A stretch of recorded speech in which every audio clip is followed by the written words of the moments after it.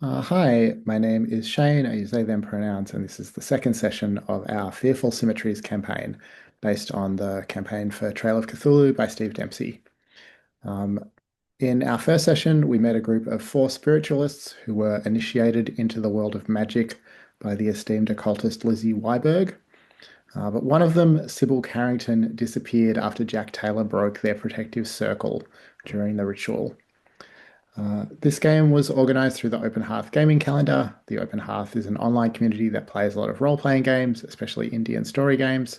You can find out more or sign up for a game at openhearthgaming.com. Um, we are down a couple of players this week. Hopefully, at least one of them will turn up somewhere as we go. We'll just see. So before we get started, I'll get the players to introduce themselves and their characters. Going left to right across the keeper. T, that will be you first. Tell us your name and pronouns and who you'll be playing today. Yeah, absolutely.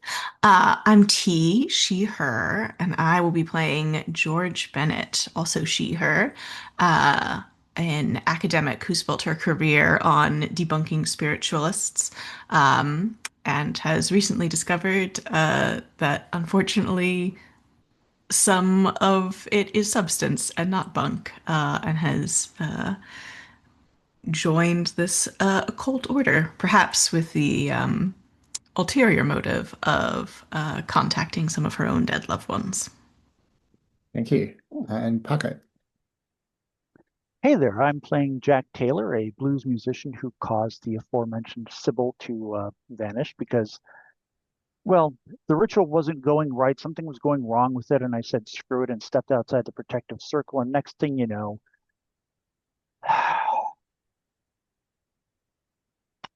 it seemed like a good idea at the time, you know? Anyway, he's in England for, as we say in the parlance of our times, reasons, uh, in air quotes, reasons that have yet to be fully explained, but are probably not good ones. And he is well, he's addicted to opiates. Um, so yeah, he's fun. He's in good shape. Yeah, so I have a question about this because I did a little research, and by research I mean checking the Wikipedia page. Um, Uh-huh. so when you say he's addicted to opiates, like it Yes. seemed last time like he smokes opium, is that right? Um, that is his preferred drug of choice, although it's kind of hard to find a decent opium den. He Mm, spends a lot of time kind of, I think he's gotten, I think he's become somewhat known in more in areas of London that are more populated by Chinese people. And if not accepted, he's at least somewhat tolerated. And the few people around who still do have private opium dens are, if he has the money, inclined to let him partake. sure. But it's only because he's been around for so long. If he can't get in, he'll take pretty much anything he can find.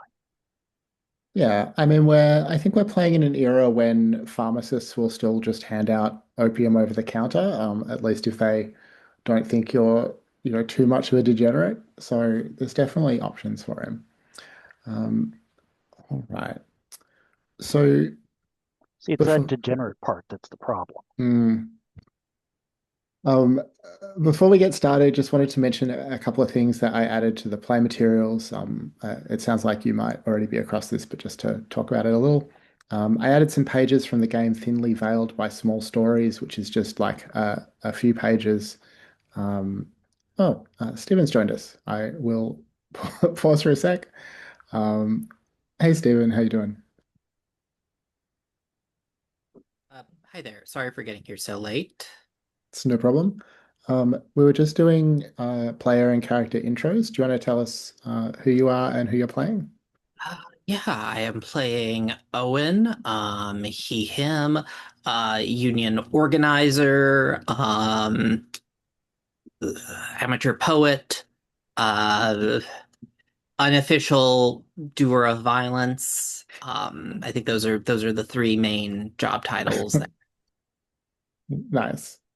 Um, so I was just saying I've added some stuff around spiritualism to the play materials. So if you want to take a look, if any of you are interested, there's a few pages about sort of what historical spiritualism was from the game Thinly Veiled by Small Stories.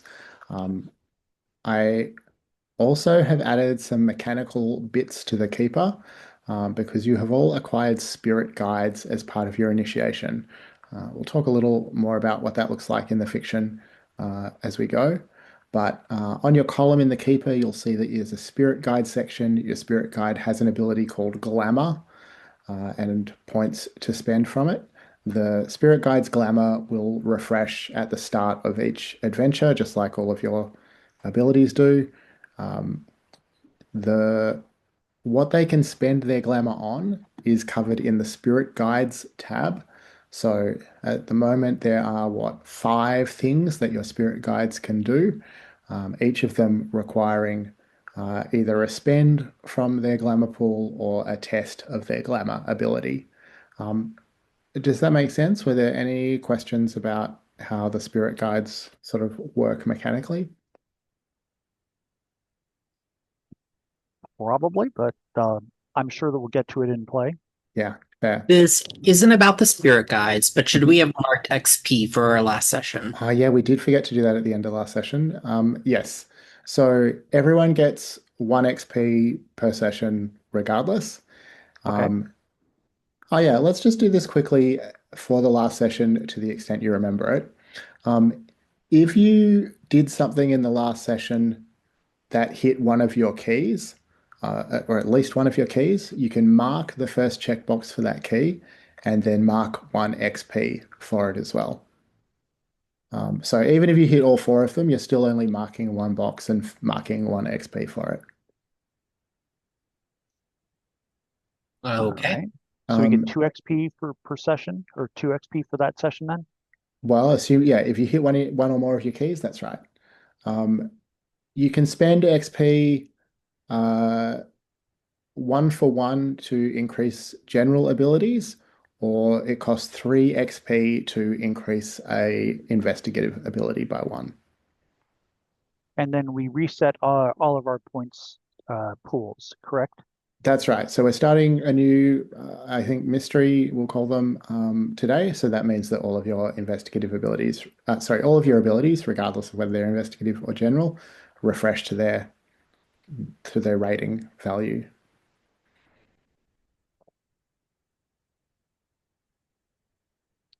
Is there a place to mark unspent XP, or do we just need to spend it immediately? There's a place just under the general or sort of bottom right of the general abilities section. Aha, thank you. No worries.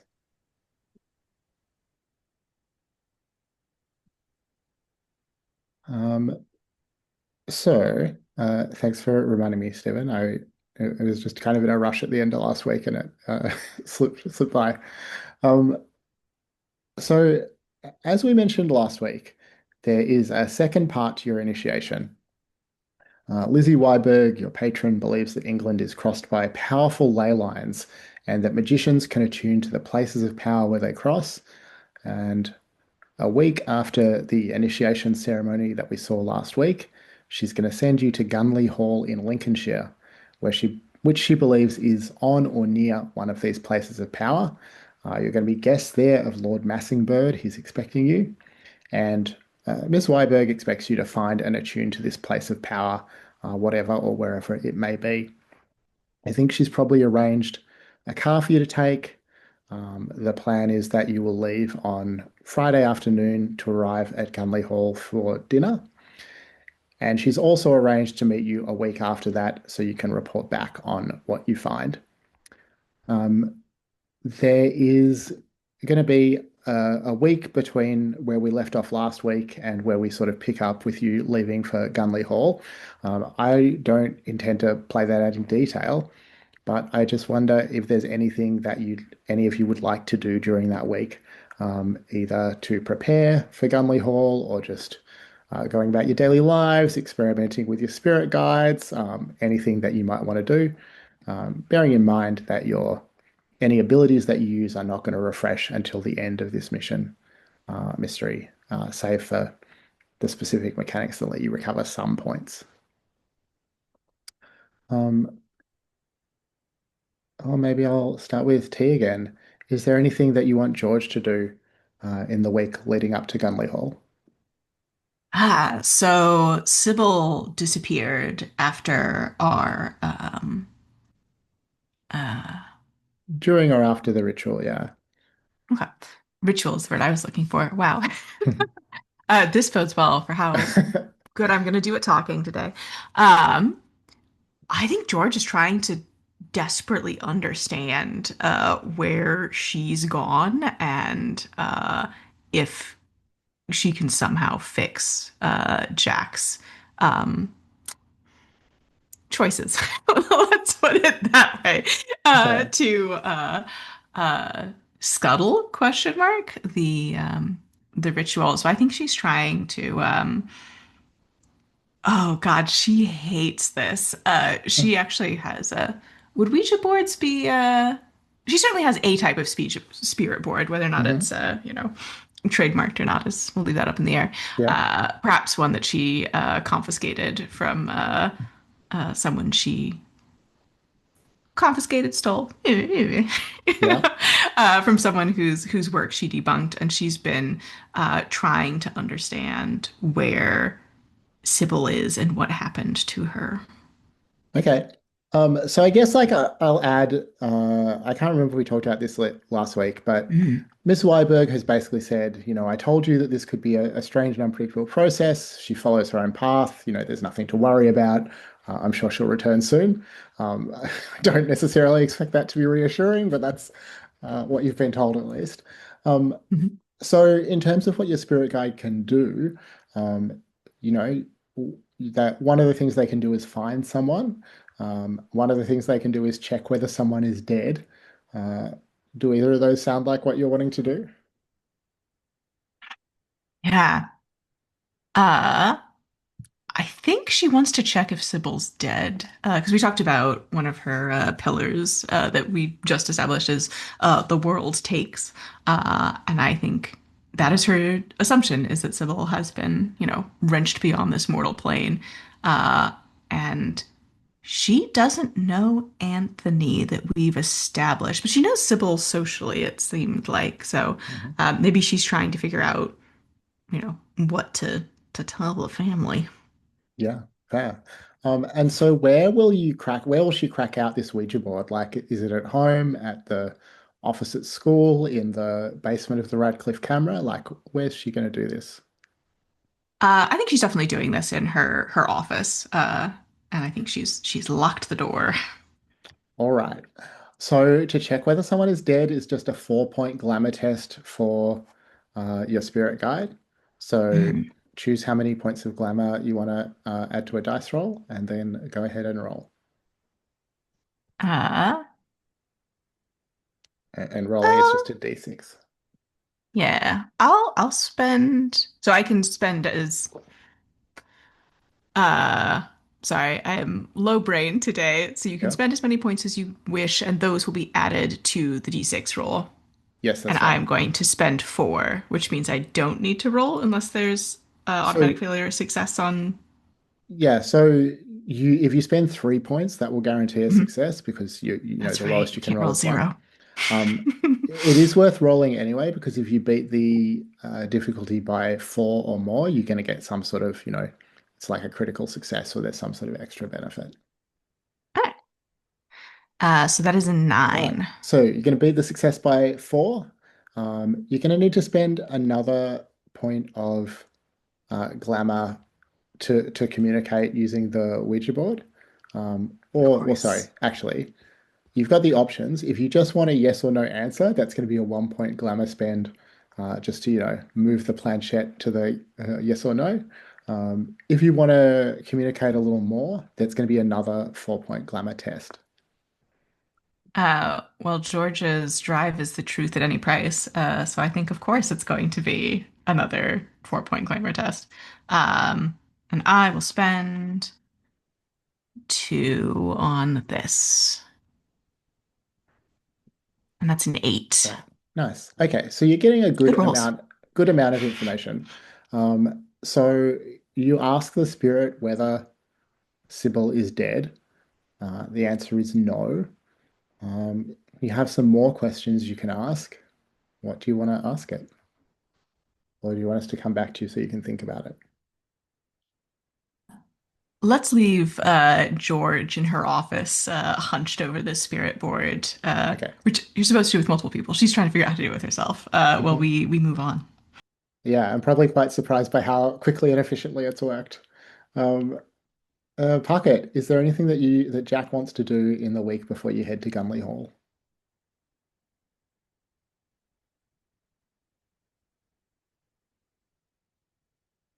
You're muted if you're saying something, Puckett. Thank you. I am also trying to figure out what happened to George or to Sybil. George, do you think you'd let me kind of set up in your office? I mean, just to like help you research and look at books and things like that as I try to find out what the hell happened during that ritual besides, me breaking the protective circle, which probably caused this, but we're not sure about that yet. That's not entirely Mhm. 100%. It's just 99.99% likely. So, Oh, George is definitely keeping an eye on you. Her files are also locked, and she is spirited away. Haha, the key. um, so I think what happens is over the week you see Jack doing increasingly more frantic tarot spreads with different cards and different layouts, trying to ascertain some meaning, figure out what the hell is going on, and also actually reading books. As time Wow. goes on throughout the day, you can see Jack starting to look kind of shaky and sweaty, and every so often he'll disappear for, you know, half hour, 45 minutes and come back looking normal, like as if nothing's wrong with him. It's like he's the picture of health. Well, I mean, as much as a blues musician can be a Hmm. picture of health, which is not always a lot. But just for grins, ah, the Ten of Wands is the card that keeps coming up, and it's just regular ass Ten of Wands. So he's going to be looking at that card and staring at it and pondering what the hell it means So and why it keeps coming up over and over. yeah, so just so we're all on the same page, is this the classic Rider Waite Smith sort of deck with the image of, a sort of burdened peasant carrying a huge bundle of wooden sticks? Pretty much, yes. It's not Rider Waite, but yes, it is a traditional Rider Waite meaning. Um, Um, and as it says, it's time to say no and set limits because I don't have enough energy for it right now, which is, you know, if you think about it, maybe the spirit world saying, dude, stop bugging us. I can think of some other limits you might need to be setting. Uh, George says at some point once you've come back after getting high again. Uh, Getting high is not exactly what goes on, just getting right. See, just getting right, maintaining a nice, even keel until I can find a couch in an opium den, at which point, forget it. I'm orbiting Mars at that point.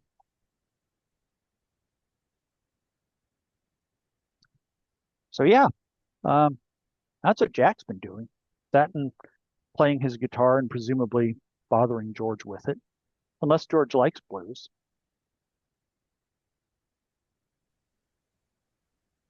Huh.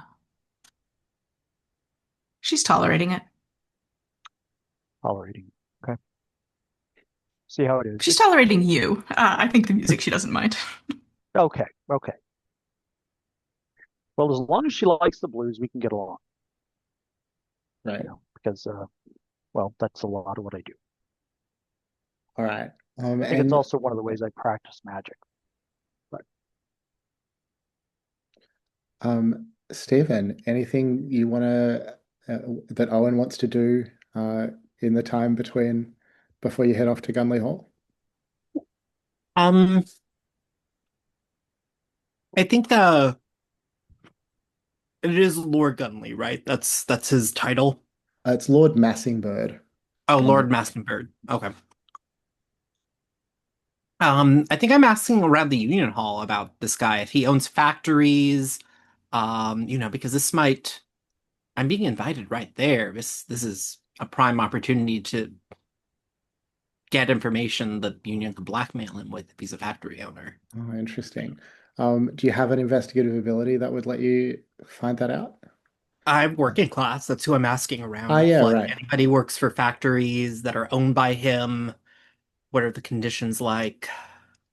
Okay, so I think in that case you're going to find that he doesn't own any factories, although maybe his family used to. Um, Okay. Sorry, not maybe. Although, yeah, the Massingberd family were industrialists at some point, but he, as far as you can find, no longer owns any factories. Okay. And to kind of expand on I said I wasn't sure what Owen did. I do think that Owen has an old war wound. He walks with a cane. Um and I think he primarily works in the union office these days. Okay, cool. Um, Yeah, when let's not threatening people for the sure, union and the Communist Party. of course. Um, do we know what union he works for, Let's see, what city or are sort of we what? in? Based around Oxford, so there are like quite a few factories there. Yeah, I think with one of the factory Yeah. laborers union. All right. Sweet. All right. So a week later, Miss Wyberg has arranged a car for you. Um, I'm not sure if any of you drive. If she needs to, she'll arrange a driver as well, but seems plausible to me that at least a couple of you might be able to drive yourselves. Um, and yeah, Of course, you I can handle the Yeah. driving if you want. I think probably both George and Owen can drive. Mhm. that's what I was thinking as well. Yes, I think Owen and George split up the driving and don't let Jack near the wheel. I think that's wisdom. So it's about 3 hours to Lincolnshire. Um, do we want to just sort of frame to you arriving, or do you want to do any either any sort of role play or any like planning for what you're going to do once you arrive? I think I do say that this Lord I keep forgetting his name, sorry. Is it in the Massingberd. NPC? Uh, Is there like some is it written somewhere? I'll put it in the chat. Okay. Um, Lord Massingberd is a real historical figure, and Gunley Right. Hall is a real hall that you can look up. But now that you say this, I'm like, yeah, that is a hard name to remember. Maybe I should have just made it something simpler. Yeah, Lord Massingberd, his I asked around about him. He's not his family were once involved in industry in Oxford, but don't appear to be involved any longer. Have you had any I know you folks at the university um are forced to hobnob all the time with his sort. Have you had any interactions with the Massingbirds? Not personally. They don't really trot me out at fancy dinners. But I suppose it's good to know he's not going to cause trouble for you. So they trot you out to the to the uncouth dinners then. George smiles a little bit at that. So right, I always preferred those a bit more.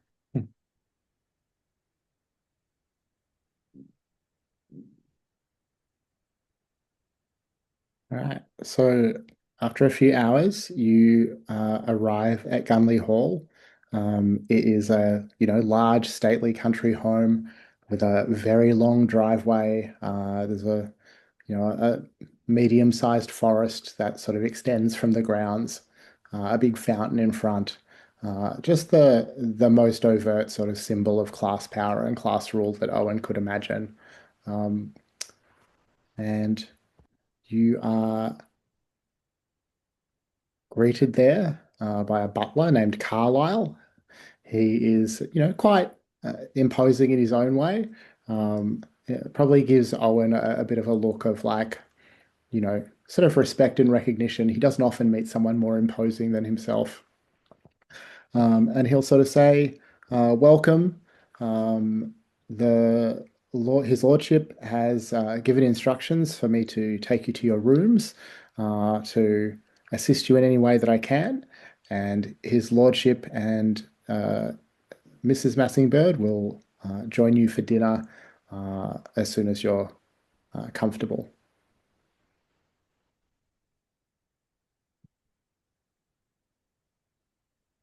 He'll lead you up to your rooms, which are, well appointed, comfortable, probably, nicer than certainly Jack and maybe Owen is used to sleeping in. Uh, is there anything that you're wanting to do before dinner?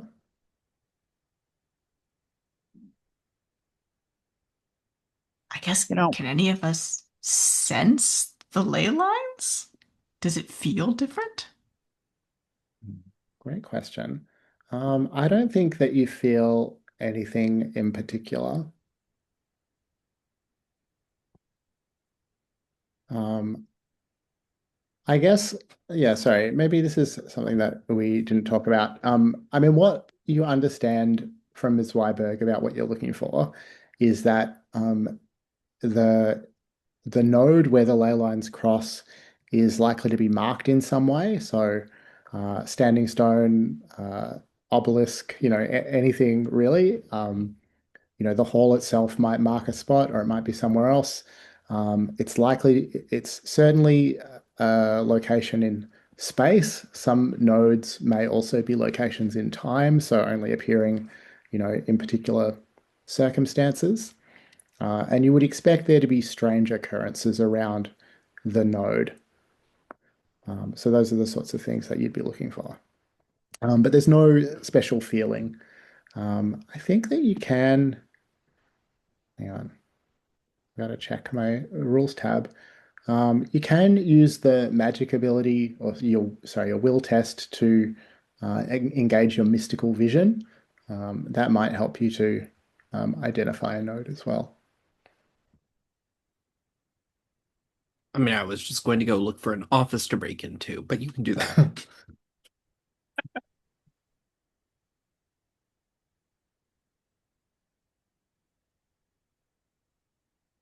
Owen, you can sort of sneak into the Lord's study if you want.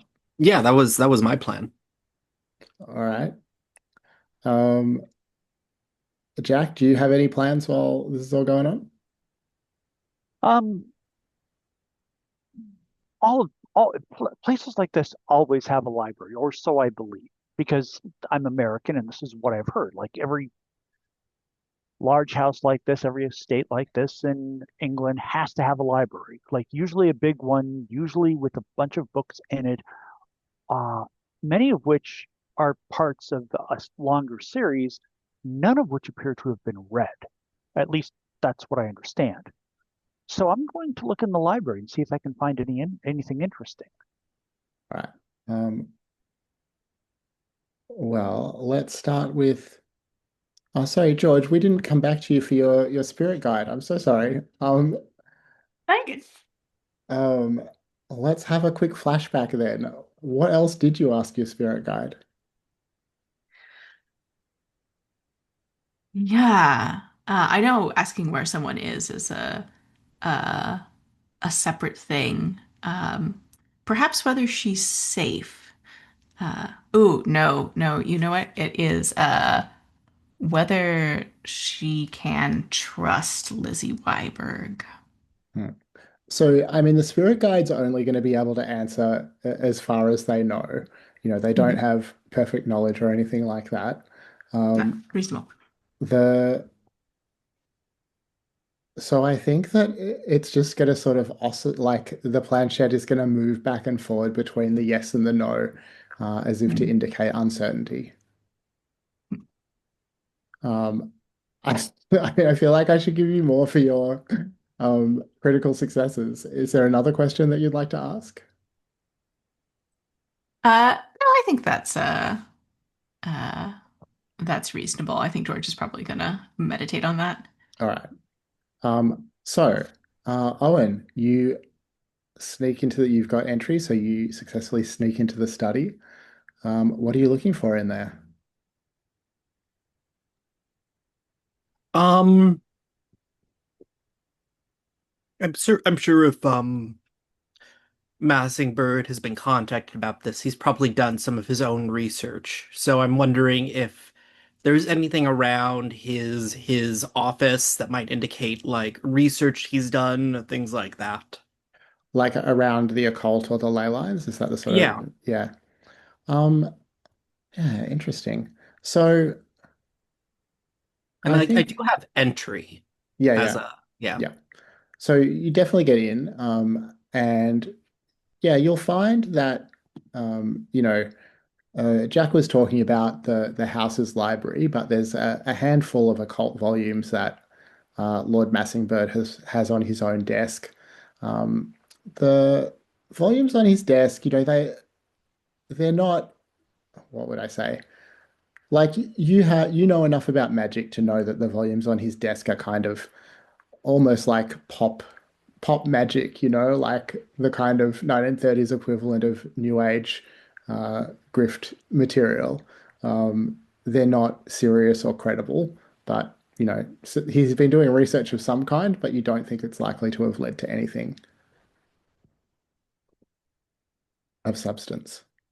Okay. I mean, there's also a lot of like business records and things like that, but you probably won't make much out of those. Um, Anything else you want to do in the study?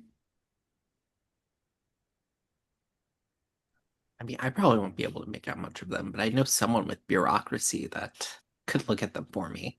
Yeah, or archives and records. Um, I'll tuck up some of those business records into my coat. Okay. Um, Jack, you have found the library. What I was right. There is one. How There many is one. stories is it? Does it have Um, like that? Does it have the walkway around there, or it's got like the ladder with and like the really tall shelving? Or I think it's probably more modest than you're expecting. It's just one room, just one level. There's, a footstool for the higher shelves, but nothing more than a that. footstool? No ladder? No No ladder ladder. on a brass rail that goes around the place in circle, like with curves and everything? You might see like signs that there was a fitting for a brass rail at some point, but it's been removed. I sigh. This is this is disappointing.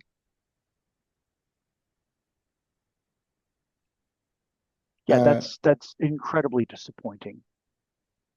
I mean, I'm seeing that picture in chat, and that is,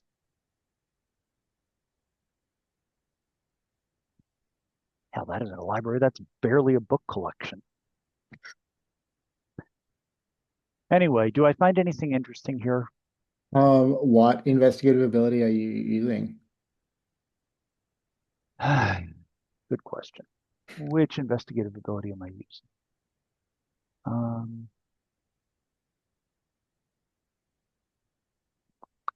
I guess magic.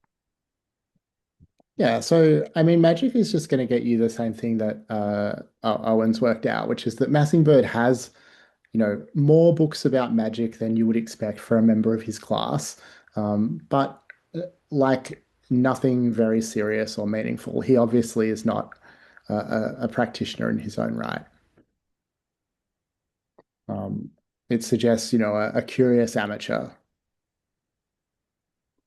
And I'm seeing the same relatively useless books that Owen saw, correct? Yeah, Is there anything I can steal? Like sure. anything valuable in here? Oh, I mean, some of these books surely are of value. I don't know if you would be able to identify which ones. Hmm. Let's see. Um, Are we all just going to enlist George in fulfilling the side quest we've given ourselves? Loot the grand estate. um, could I use notice to see if there's anything worth stealing? Oh yeah. Okay, so tell me, what do you find that is worth stealing? Hmm.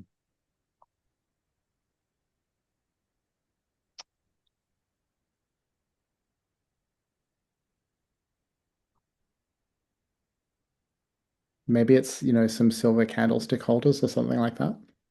I think it is. And hang on a second here. Um,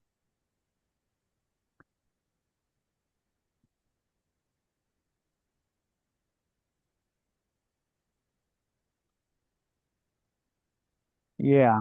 Um, I think I find a first edition of Pamela by Samuel Richardson, which you'd think that a blues musician wouldn't notice anything about, but it's not that I notice that it's not that I know the book and know it's valuable, it's that the way the book is stored and kept suggests it's something of value. So Um, naturally I'll take it and just like stuff it in my jacket. all right. I mean, the description of it being stored specially suggests to me that it might be noticed fairly quickly that it's been taken. Does that seem Hmm. right? Or you could spend a point from notice to conceal the theft, maybe by putting a similar looking book where it was stored previously. Are we going to come back to this place after we take care of the ley lines? Can I steal it then? Well, I guess it depends on what's happening in the world after you deal with the ley lines.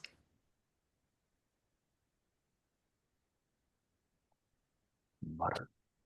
A mechanical question. Are we going to need to Mhm. worry about money in this game or no? Not really. I mean, you're not going to be able to buy things that seem inappropriate for your character, but we're not going to be, tracking money or anything like that.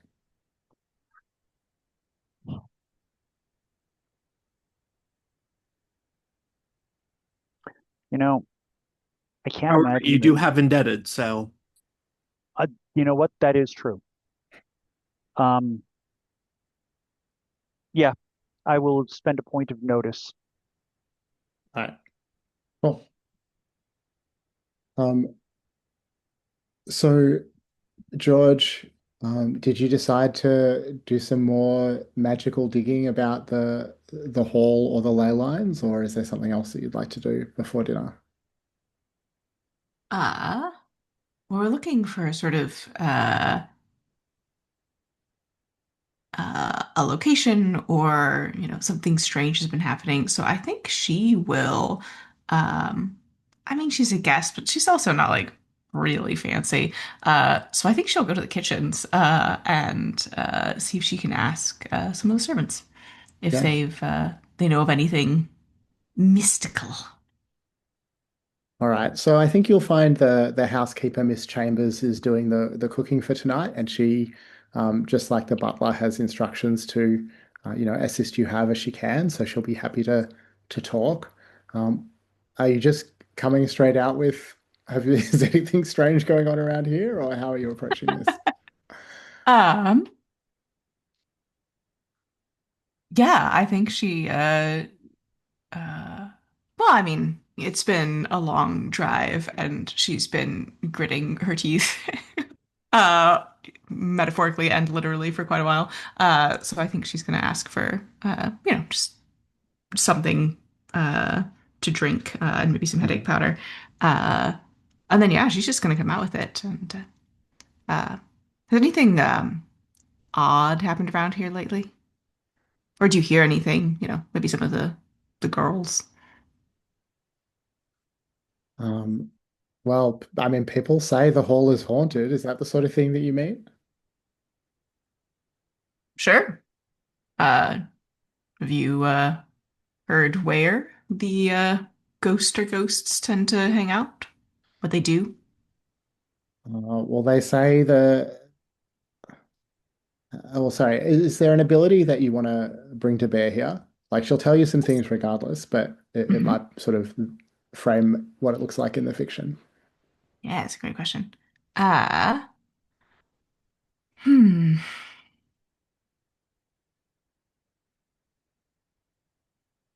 I don't think middle class applies.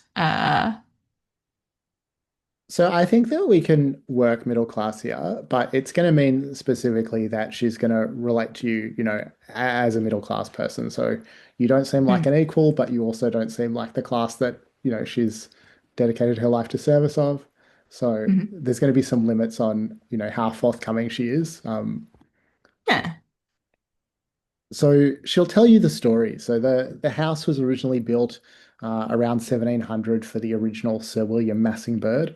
Uh, there was, on the side of a small manor house that had once belonged to a family called Gunby. But there are persistent rumors that Sir William discovered that one of his daughters, or some say his wife, was about to run off with one of the servants.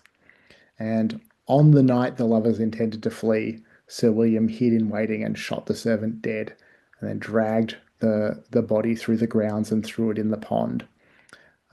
Some versions say that Sir William also shot his daughter, and they say that to this day the ghostly form of the murdered servant has been seen haunting the path by the pond, eternally waiting for his lover. I think you get the sense that there might be more that she could say, but she's reluctant, and maybe you don't have the interpersonal skills to bring it out of her. I think, given that George can clearly see that dinner is approaching completion, she will politely bow out to go change. Nice. Um, so Carlisle the butler will tell you that he's been instructed that evening wear is not required for dinner tonight. You can tell there is a note of disappointment in his voice as he explains this to you. But the Lord is trying to accommodate. Um, he realizes you won't be used to dining in a house like this. Um, and yeah, I reckon we will cut to everyone meeting up at the dinner table and being introduced to the Lord. But we're coming up on the top of the hour, so let's take a break here. We'll come back just at the top of the hour for that dinner scene. Does that sound all right? Yep. Yeah, works for me. Great.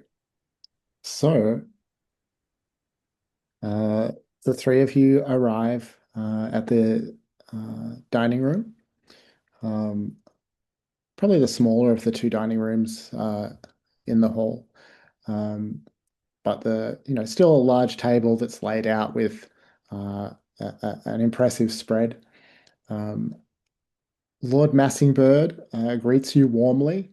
He'll walk over and shake each of your hands, or I don't know how a lord would greet a unfamiliar woman in the 30s. Maybe it's a handshake anyway. He's not quite sure what to do. Um, George will definitely go for the handshake. yeah. Um, Thank you all for coming.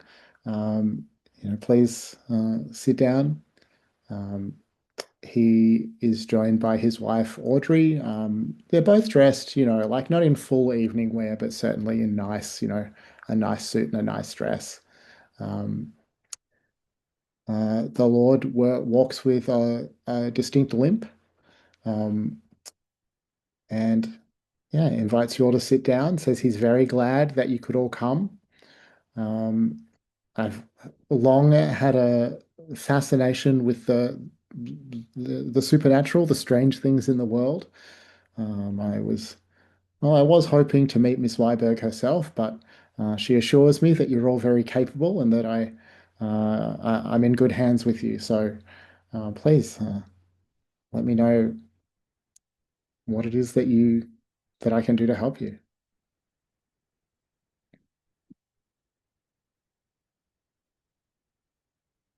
I've heard that you have some resident ghosts. Uh, I've certainly heard one version of the story, but it would be, especially since it concerns your relations, helpful to hear yours. Huh. I've never put much stock in the ghost story myself. I've certainly never seen a ghost here.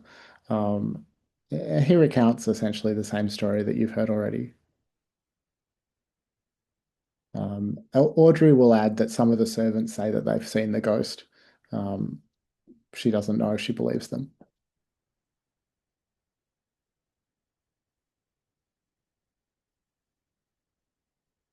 Well, if you've no truckin' ghosts, you'll beg my pardon, but what drew you to the supernatural, if not the dead? Um, he exchanges a look with his wife. You can tell that this is a little, a little charge for him, maybe something that he doesn't talk about a lot. He says, I had a strange experience some 15 years ago. I was just a boy, and my friend Felix convinced me to sneak away into the woods at night. He gestures to the forest that adjoins the estate. There were three of us, Felix and Anthony and I.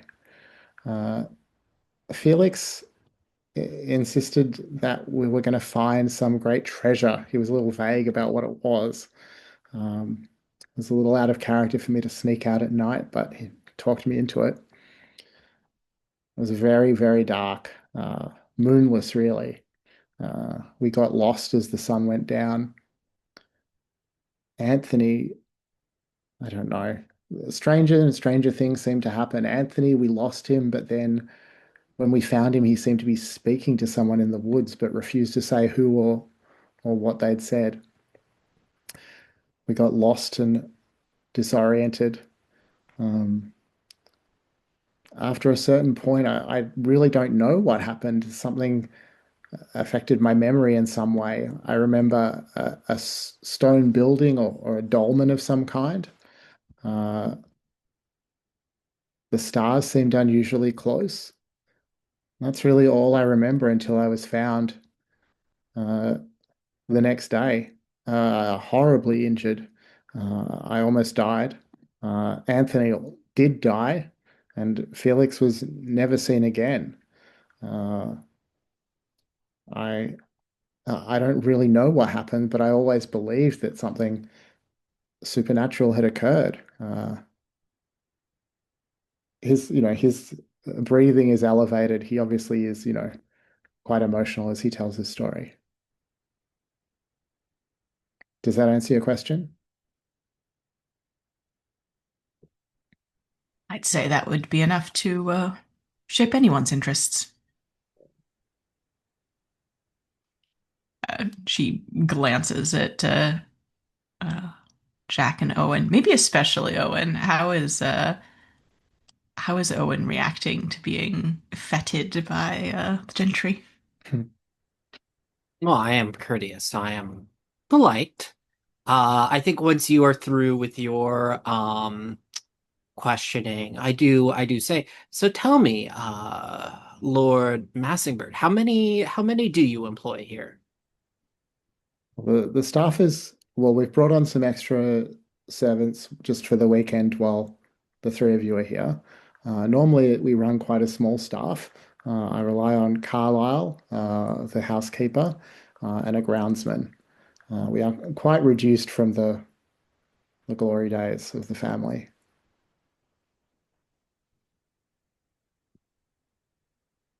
I've been Out of idly sight. doing. Oh, go ahead. Go ahead. I'm say well, Okay. I've been idly doing a fan shuffle with my tarot deck while you're talking and while George was talking. Well, as you do that, Audrey will lean over towards you and say, "You do that very skillfully." Years of practice counting cards and dealing from the bottom of the deck. Sounds fascinating. Could you show me? Of course. And I start showing her ever more complicated shuffles and how to hide cards in her sleeve, etc. And Um, then I pull a card out and toss it over to Lord Massingberd, just at random, and say, "What card did you get?" what card did he get? The star. I look at it and say, sign of hope from such a violent beginning, and yet you still have hope. Well, I suppose so. Um, Audrey will say, "I'll draw a card for me." And you realize from her eyes that she is flirting with you, even if her husband hasn't noticed yet. Of course, flirt with the American blues musician. And I pull out another card, Ten of Swords. I say, What does it mean? well, usually it means there's something that is a problem for you, something hanging over you. In this case, and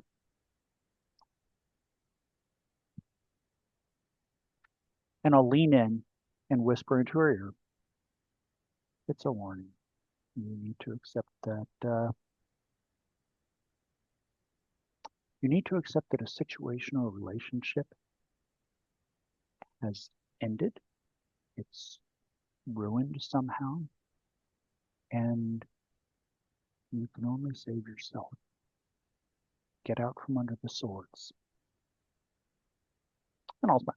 Oh, nothing at all, really. It's just a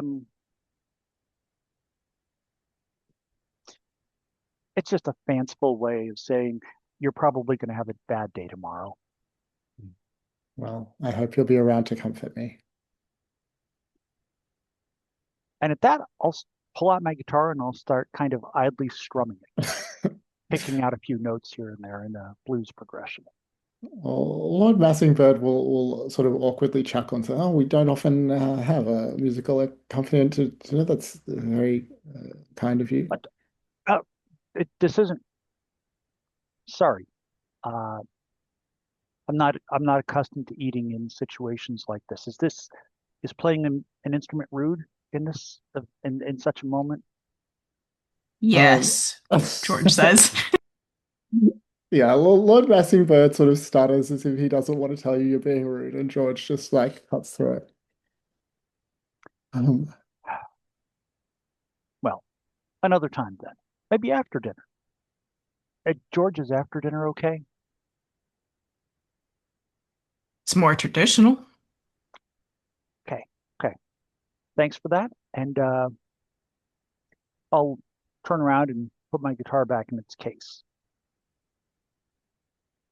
Owen, did you want to ask anything more about the staff or uh, anything else? Oh, I mean, really, that was it wasn't an important question. I was just going to use it as setup for a subtle insult, but that's fine. We've moved past it. Okay, we can take it as given that you subtly insulted his lordship. I suppose I do say something.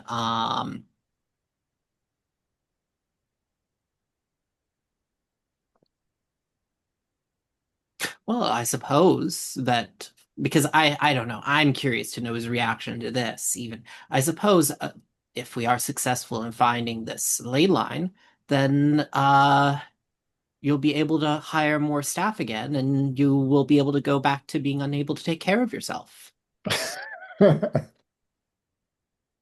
Yes, Miss Wyberg told me you would be forthright. Um, I'm not sure I take your Oh, I'm sorry. meaning. I did not mean to Um, insult. I'm sure you did. Uh, is the ley line to be lucrative? Is this what you're implying? Well, I was curious if that was part of your interest in it. Uh, I mean, the reason the staff has been shrunk is not so much finances. Economically, we're doing quite well. Uh, the simply so few living in the house now. It's myself, my wife, our son, and at times my mother. There's no call for a full staff. Is his Uh, mother here? no, she holidays in Spain during the colder Oh, months. okay. So she's not here. Okay. Yeah, Eden. yeah.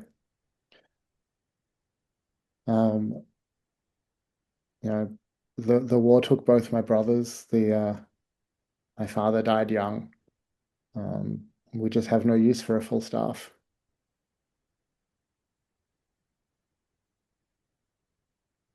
Condolences. Thank you.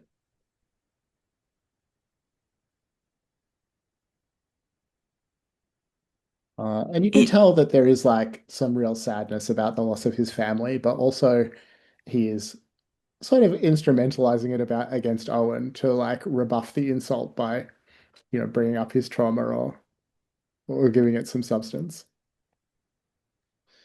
Well, at least you have a son to carry on the name and the title, correct? I mean, that is how things work here. That is. And that must be some comfort. That must give you some optimism for the future. Maybe that's why the star came up. Perhaps Reginald is my little star. He'll have to do something about that name. That's a name that will just get him no end of trouble. Well, it's wonderful to have some advice from an American. If I had a name like Reginald, I would have been in fights every day of my life. Rather appears you have. Yes, but not because of my name.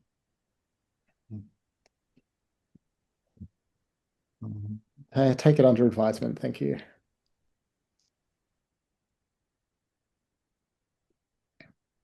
George, were you going to ask something? so this is I think you said it and I didn't write it down. Did you say that the thing with Felix and Anthony that happened during the new moon? Uh, did I say that? I think it was very dark. Maybe he said it was a moonless night.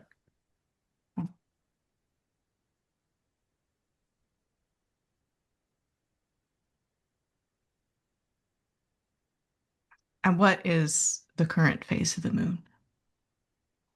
Um, yeah, I think it's going to be a new moon tonight.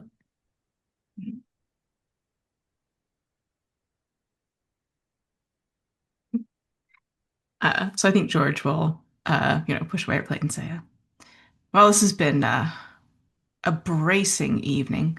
Um, if you don't mind, Lord Massingberd, the moon's new tonight, uh, as I have learned from consulting my almanac. You know, us occult types always keep an eye on that thing. Would you take us to the last place you have a clear memory?" The woods in the dark. She nods. He looks reluctant. Does anyone want to spend a point on an interpersonal ability to convince him? George, are you sure this is a good idea? I whatever we've been drinking with dinner, she just like takes some swigs and says, "No, but we're magicians. They were children. It's what we're here to do, and I think it's the best lead we've got." Oh, now come now, George. A man of Lord Massingbird's uh constitution could not possibly survive out on the moors. Or not the moors. I know I said the moors. We're not on the moors. Could not possibly survive a night out on the land. Surely He said anything about a you should night. take me instead. I'm spending a point of intimidation. I am not so much intimidating him as I'm using toxic masculinity to get him to accompany George. I was Uh, rather hoping all of us would go. I can go as well. Well, I could I'm go as sorry. well. After all, you'll need a protector out there. Massingberd can't do that. I just want to say, purely for the record, if you expect me to do this, I'm going to need something much stronger than this. And I'll point at the glass of wine that we were probably served with dinner. Uh, just scotch, bourbon, whiskey, something brown and very, very, very strong. uh, Lord Massingberd will just nod to Carlisle, and Carlisle will get you a drink. Um, Just bring the bottle. It'll be helpful, I promise. We're probably all going to need a couple of slugs from it by the time it's done. just the barest hint of a raised eyebrow from Carlisle, but he does as he's asked. Um, I think, so dinner will be, cleared away. Um, Audrey will express some misgivings about this, but Lord Massingberd uh, assures her that the three of you, know what you're doing, know what you're talking about, that they can trust you all. Um, Seems like he's talking himself into it as much as he's talking her into it. Um, he will carry a lantern. I am interested in the light sources that we're going to have for this.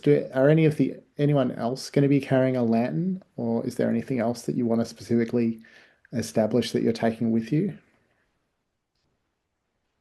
I mean, I think I would just have a lantern. I don't know if I'd have anything else with me. I mean, this Lord Massingberd, this is an estate. I assume he has some kind of guns Hmm. if we wanted them. I'm sure that's right.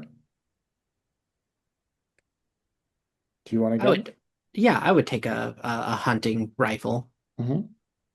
Um, I mean, that's not going to do anything to reassure him. So he's, looking a little nervous as he hands it over. But Have you such a thing as a revolver about? hmm. I think you can make a preparedness check to see if there is. We'll sort of call it a 4-point preparedness check. Okay, so what is my preparedness?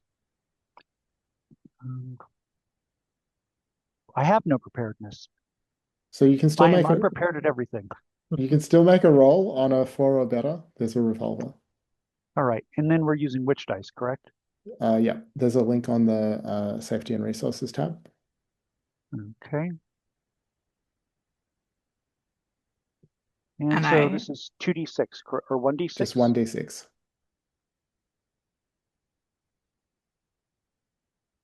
All right, That's a 2. no revolver. Um, Oh, George, what were you mother. going to say? uh I thought you'd take your guitar, Jack. Be our Oh, I'm going to. Orpheus. I'm going to, but uh, listen, I believe in being prepared. Do My you? guitar, a bottle of something strong and brown, and a revolver. To me, that's preparedness. 2 out of 3 isn't bad, but it would have been nice to, you know, have a revolver because I can hold my guitar and shoot a revolver at the same time, you see. Don't ask me how I know this. Of course, George, don't they say that alcohol and guns are the best pairing? Spoken like a He is true American, American. Owen.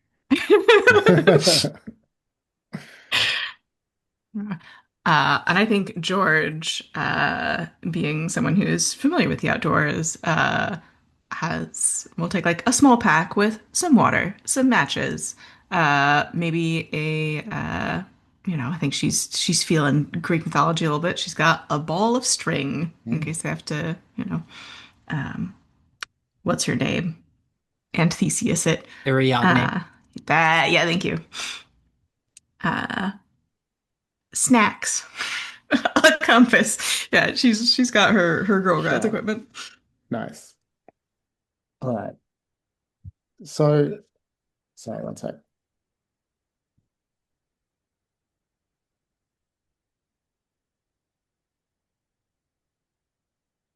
Um, Lord Massingberd will lead you out into the woods. Um, the Yeah, I mean it's going to be hard going. It's nighttime. You have a couple of lanterns, but their light is only going to cast so far. Um, the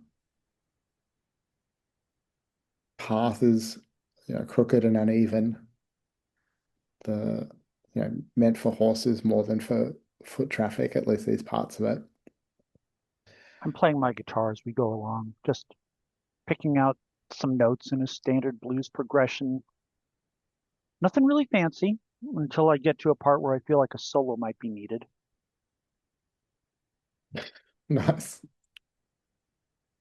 Um, as you go, Lord Massingberd asks if any of you know the story of Nanny Rut. I know a lot of stories, but I ain't never heard that one. Um, I first heard it from my grandparents. It's traditional in these parts.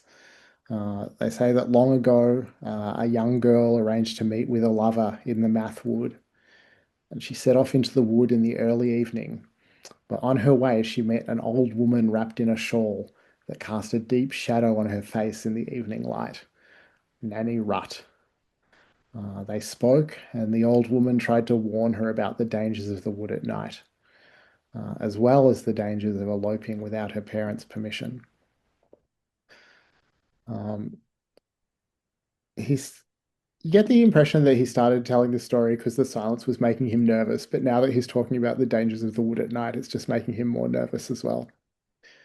Yes, this does seem the sort of story you'd want to say before going into the void, rather than while in it. Yep, it sure I can does. always tell you about the one. I can always tell you the one about Charlie Booker and how he fought off 7 people in the St. Louis Blues Club using nothing but a slide guitar pick or a slide guitar and well, his own wits. Also, a gun, but Hmm. mostly the guitar and his wits, but also the gun. Well, I suppose between us all, we have a guitar and a gun. Maybe that bodes well if we encounter any danger. I suppose that leaves me with the wits. I like to think we Owen share them. chuckles. Um, in any case, the girl continued on her way, but her lover never arrived. She waited so long that grew completely dark. She realized that her lover wasn't coming. Her eyes became teary as she realized he'd rejected her, abandoned her, clouded her vision. So she got lost. Eventually, she stumbled upon a clearing in the woods and saw a dolmen. And in the dolmen stood the old woman, but her shawl now pulled back to reveal a hideous face lit by the ghostly moonlight. The old woman's shadow fell on her as she advanced, and she was frozen with a paralyzing chill. The girl was never seen again. He chuckles a little unconvincingly. It's just the sort of story that parents tell their children to keep them from, well, going into the woods at night. Well, that's They a sh ridiculous story. I mean, how the hell does the story exist? There's only 2 people involved, and Nanny Rudd wouldn't be telling people about it, and the girl never came home, so how would she tell people about it? That's preposterous. Is it any more preposterous than the things that you believe, Mr. Taylor? I believe that a switchblade in the right place will end a lot of problems. And that's not based in superstition, that's based in cold, hard fact. I've seen it. Wish I hadn't, but I have. Mm, Legends. Can't spread a legend unless somebody survives to tell the story. Look at like you, Lord Maskenberg. I don't know if I'd say a switchblade. I've survived one of those. Well, Owen, you're you. Blues musicians, notoriously not in particularly good health. Well, I'm sure if we run into any in the woods tonight, you'll be more than able to defend us. From blues musicians, sure, we just sit down and we have a, we play guitar and see who's better at it and solve our problems that way. Jealous husbands, on the other hand, that's what happened to Charlie Booker. He survived the 7 men, did not survive the husband. Uh, I think at that there's a sort of there's a moment of discomfort from Lord Massingberd at the reference to the husband. Uh, he composes himself quickly. Um, and he says, "We're here. This, you're standing in a clearing. It's pretty broad, but there's nothing in particular in it." He says, "I would swear it was here that I saw the dolmen. Obviously, there's no dolmen now." So, kindly forgive me. Uh, but what in the blue blazes is a dolmen? Oh, yeah. So a dolmen is like a traditional sort of burial mound with sort of stones arranged on top of it. Kind of like there's two stones like this and there's another stone across the top of them. Hmm. Okay. If I see any, I now know what I'll be looking at. Instead of saying, hey, those rocks over there look weird. Somebody put them that way?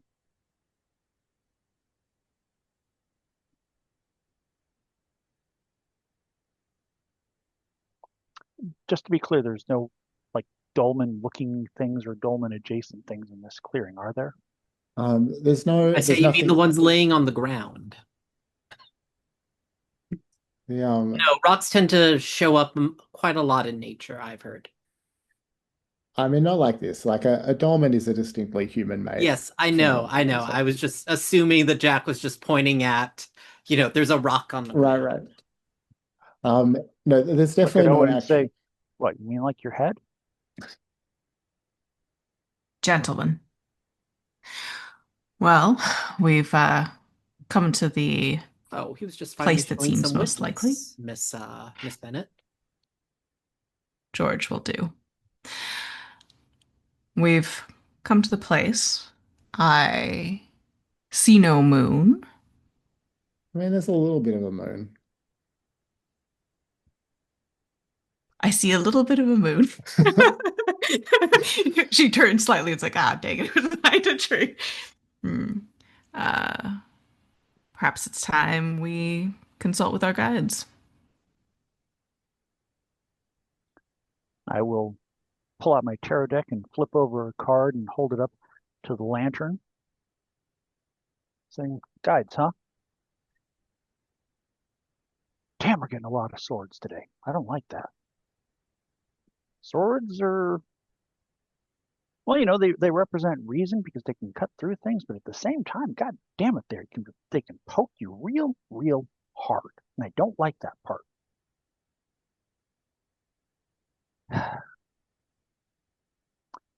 And this one ain't real good. It says in this case, we might want to disengage to save our sanity.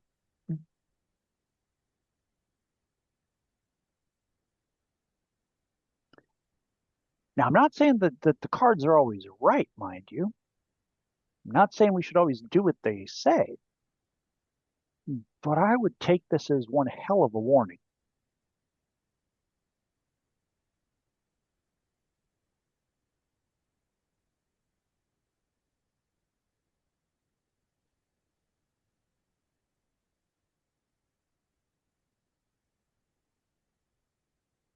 And just as a player, are you uh,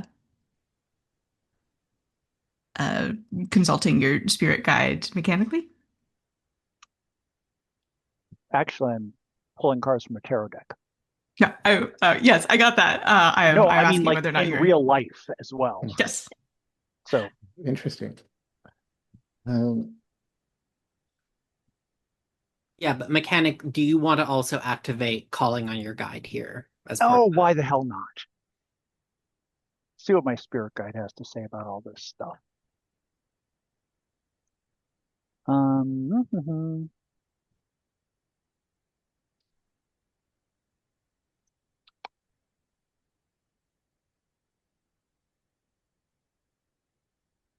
I think I want cryptesthesia.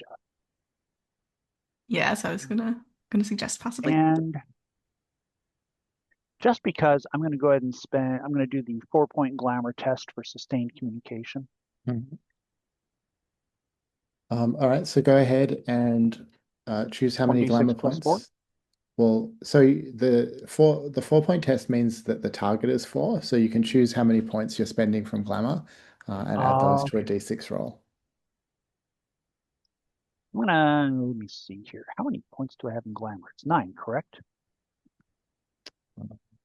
Sounds right? Yes. I'll spend 2 points. So that's d6 plus 2.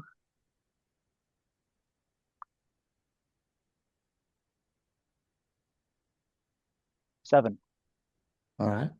Didn't even need to spend points. Glad I did. Uh, so what do you want to ask your guide, and what sort of form of communication is it going to take? I think you see my eyes roll back in my head and turn kind of this pale milky white as I'm kind of communicating on the astral plane with my spirit guide and saying, is this card correct? Am I reading this correctly? Is it really this dire?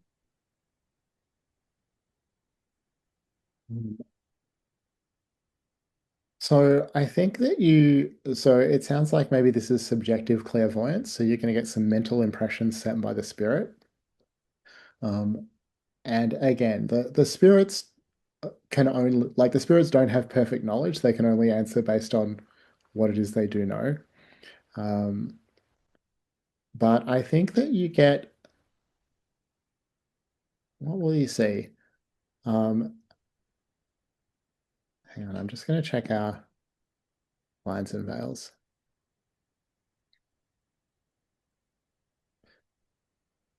Um, you have a mental impression of something that happened here long ago, uh, and it's a small child, a small boy, running through the forest, screaming in terror.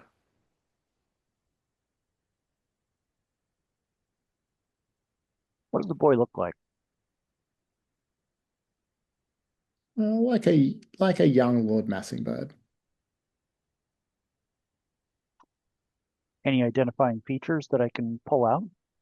I mean, because I can say young Lord Massingberd, but if I'm going to say this to people, I want to make sure that I can kind of prove it, you So know? I mean, I don't think that the spirit clairvoyance is that precise. Like it gives you impressions. So I can't see like, he's wearing some sort of necktie or cravat or ascot or a hat or something like that. No, I mean the scene that you see is in the dark as well, which makes it harder to pick out those details. Okay. Is there anything else the spirit can show me?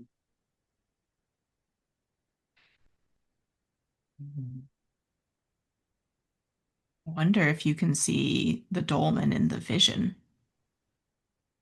Good question. Do I?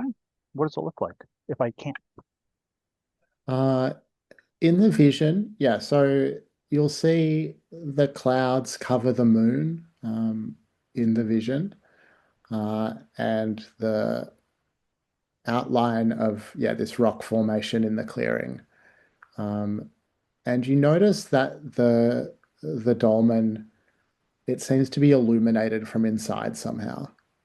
it stands out in the darkness. And then your vision ends. All righty. So I'll kind of stagger a little bit as I kind of come back to my body and say, Lord Massingberd, the dolmen you saw in this clearing, was it lit from inside? He almost like staggers a step as if a memory is coming back to him. He says, inside, it was like I could see the the stars, but closer than I'd ever, closer than they could have been.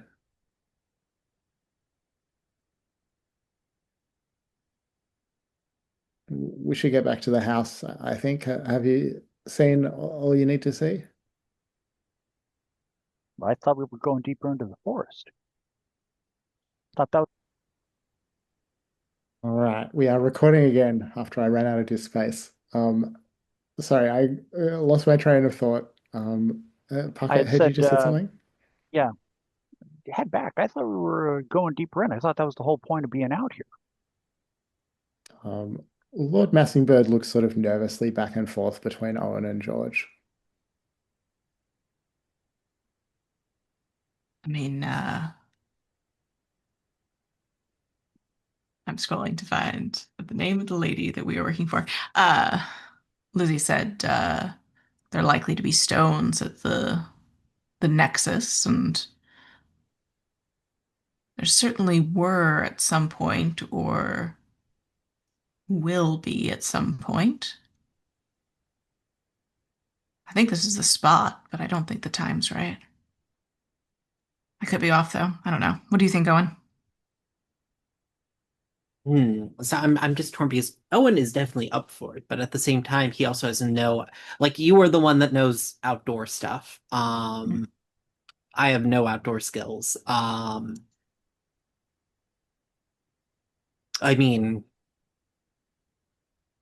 uh, I've certainly there certainly does seem to be something to be found. There certainly does seem to be something to be found out here beyond simply a friendly walk through the woods.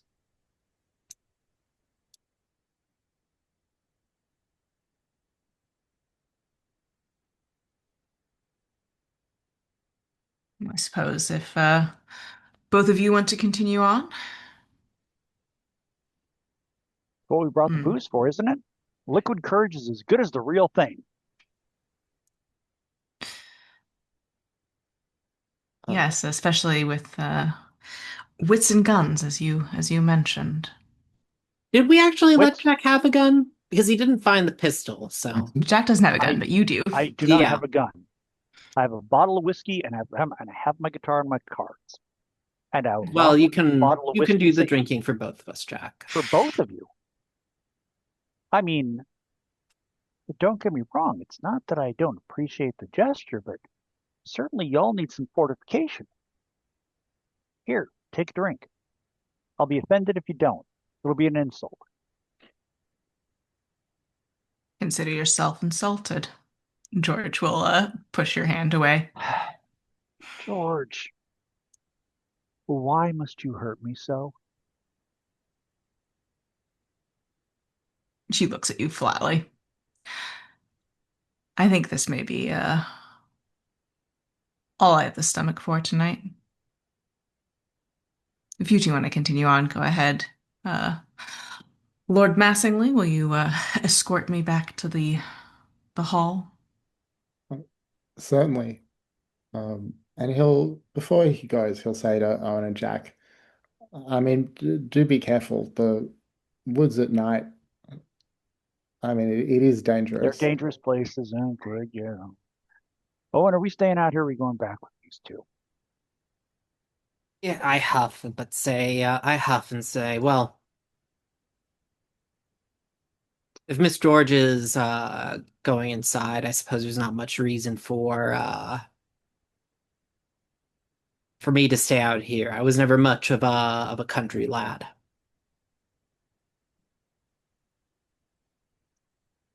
All I've right. simply known one or two in my day. Are you really going to leave me out here by myself? Well, but I thought you had your fortifications, Jack. I do.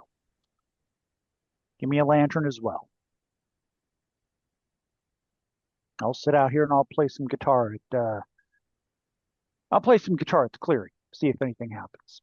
If it does, you know, you can probably, I don't know, find my bones in the morning or I something like that. sigh and say, Miss George, I'll stay out here with Jack. Once he's insensible, I'll carry him back to his bed. She shrugs off her knapsack with, sandwiches and water bottle, and will pass it to you. Snacks. See you in the morning. Night, Miss George. Owen, Night, George. Thanks for the Jack. pack. Sandwiches. Lord Massingberd, thanks for the bottle. You're See you in the welcome. morning. Um, as they, as he and George head away, he'll say quietly to George, "Are you sure they'll be all right?" I have great faith in Owen. I think Jack's a liability, but I think he's a survivor. I wouldn't be surprised to see both of them in the morrow.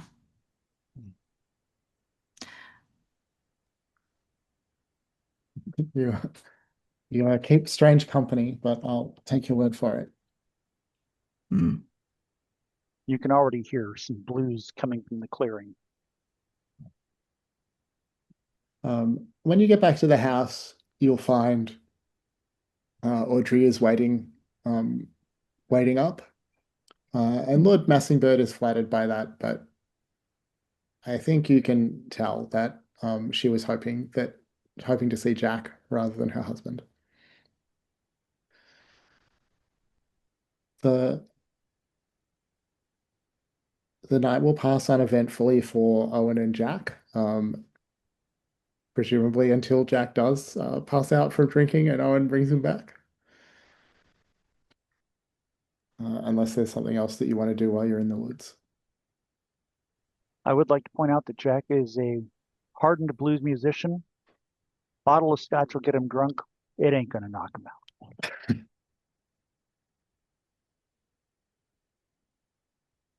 Will it make him suggestible enough for Owen to convince him to go back to the house? Or is he going to stay out there till dayrise?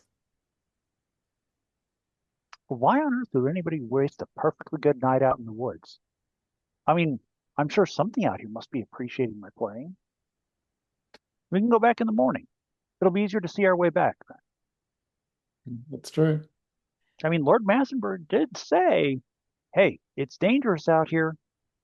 And that track that we came up, that wasn't exactly, well, it wasn't an easy walk. So I'm just saving us from tripping over, tree roots and such. Owen will go to sleep sitting up. He was used to doing that in the army. Mhm. All right. So, should we cut ahead to the morning and maybe we can talk about what you might like to do with your day? I'm fine with that. Yeah. Sure. All right. If you two are staying out all night, I think you'll come back to find George at the breakfast table with a cup of coffee and toast and probably a tomato because this is written some beans and she has a stack of notes that she is working her way through and she's made some notes on Nanny Rut and the story of the ghosts and the dolmen and our investigation from last night and is she doesn't have a corkboard and string, but ooh, she did. It'd be up on the wall. Lord Massingberd around. I mean, we can play it either way. You have an If he's, opportunity for a I'd private. prefer he's not around right Yeah, now because I sure. still have. Oh, by the way, George, I came across these documents. I was wondering if you might have some insight if they said anything interesting or unusual. I'm not exactly one for piecing through the nitty-gritty of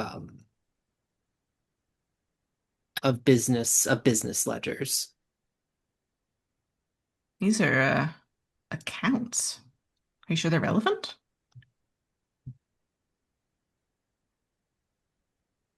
Oh, well, Massingberd seemed to think they were. Oh, hmm. No, yeah, George trusts you. And you certainly seem to be less unpredictable and problematic than Jack. All right. So, Yeah. uh, I mean, what you can see from these records, like quite quickly, is that Lord Massingberd has been divesting of the family's land holdings over the last couple of years, sold Mhm. off huge expanses of real estate, and largely invested that in stocks and bonds. Either with some more time spent with the archives or with a spend, you can probably get some more about like why he's doing that. Yeah, I'm definitely I'll spend one from archives and records. And I think George will uh, get Owen to fetch a map as well to sort of like plot out where these lands are. Mhm.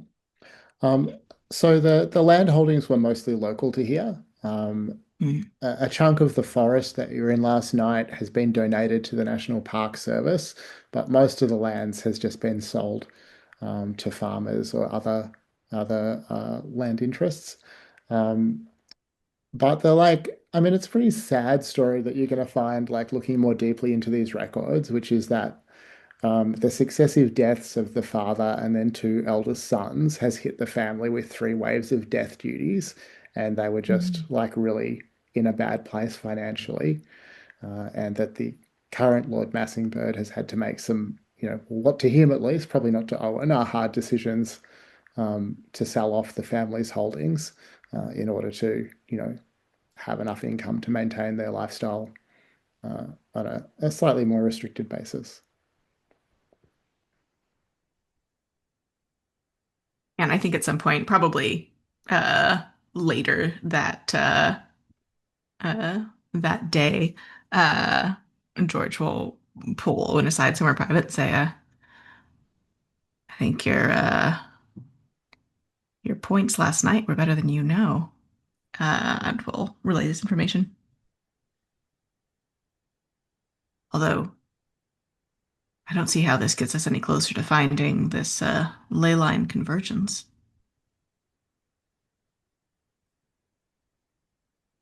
But it does give us some reason to make sure that to distrust Massingberd at his word. If the family is in trouble, he is. I find myself having trouble believing that he would simply divest himself of such an asset so easily as that. He might be a dabbler, but well, even a dabbler can do far more harm than someone who knows what to do. Odd that he gave these to you to look at, but Hmm. perhaps Lady Well, Audrey like I doesn't said, know. dabblers. Hmm,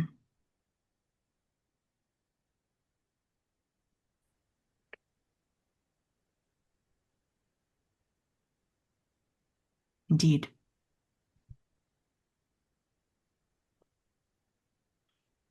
Goes on Um, the corkboard, Yeah, so I think metaphorically. yeah. So the metaphorical corkboard suggests a few avenues I mean, you for, do have a map now, so maybe the map is the corkboard. Ooh, yes. can I tell you that I literally have a corkboard with a map on it that I've been using to prep this campaign?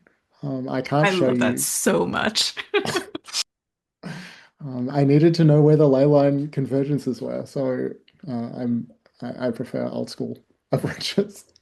One day I'll let you see. You found a map with ley lines on it? Well, I added the ley lines. Okay. Okay. Are these actual ley lines that correspond to the ley lines in the UK, or did you just kind of come up with these on your own? Are there actual ley lines in the UK? I don't. I mean, if you believe magical practitioners. They are fictional as far as I know. Okay. Um, the Okay, so George's hypothetical corkboard helps identify some potential like avenues for investigation. Um, you could, talk to other people in the house to see if you can find out more about this ghost. There are servants, and there's the son, Reginald. Um, there's also Audrey. You haven't talked to her so much. Um, the doctor, or like there's people who knew the other children who went missing or died on the night that Lord Massingberd had his experience. They might be able to tell you something. Um, or you can just sort of ask around town, go and see what rumors you can stir up at the pub or something like that. Or there may be other ways that you want to investigate. There's a local church that has various local records and things like that. Um, what do you think you'll do? I'll happily go talk to Audrey. I'm sure you will. I'll bet. Do you say that out loud? No, that is a non-character. Okay. I guess Owen will say, do avoid the do you recall your story from last night, Jack, about About Charlie Booker? Yes, I yes. know. Jealous husbands? Things to be avoided. Real easy way to avoid them? Don't give them a reason to be jealous. Why do you think I'm Well, half you in the seem bag right already to now, Owen? be ignoring the last part of that advice. I So, am half in the bag. We know about some of my other predilections. I'm a blues musician. Let's be honest. I'm a thoroughly disreputable character. And I read tarot, and I often sleep in alleys. Surely no woman of what is it, the noble born or something like that, to the noble born? What? There's no way she's interested in me. It couldn't. No, absolutely not. Let's be honest.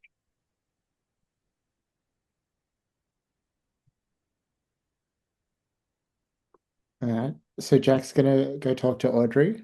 Um, Owen and George I do will. say to George, what are the chances you believe that Jack will be shot with that pistol he was so eager for? Like I said to Lord Massingberd last night, he's a survivor. He's here and Sybil isn't.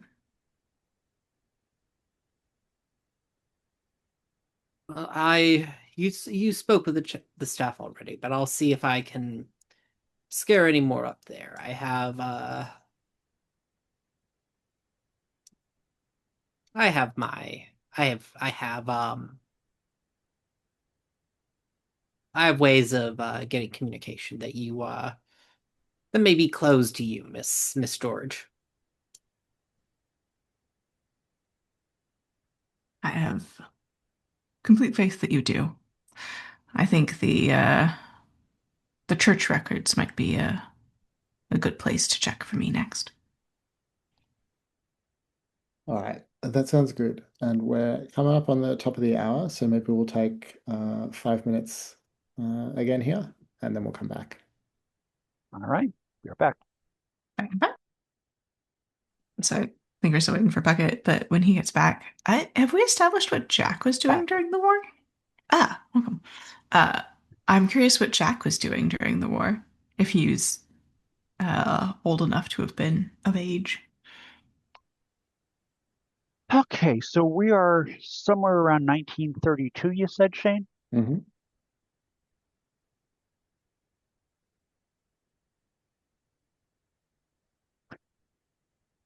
Was there a draft for World War One, or are they just calling for volunteers from the U.S.? There was a draft in England. I have no idea about the US. There was a draft in the US. Yeah, because they didn't eliminate the draft until after the Vietnam War. Yeah. Okay. But specifically for African American soldiers, many of those who were enlisted or drafted found themselves in non-combative support Yeah. roles. Hmm.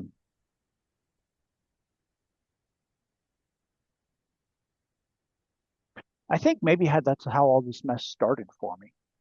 Like I was, you know, got caught up in the AEF, and next thing I know, uh, I'm in the UK and they've got me peeling potatoes, which is damn boring work.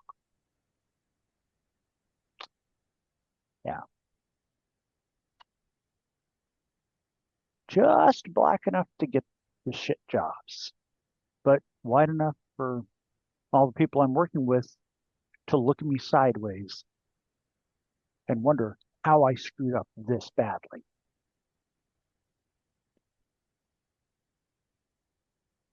Um, So I want to apologize and just check in about something.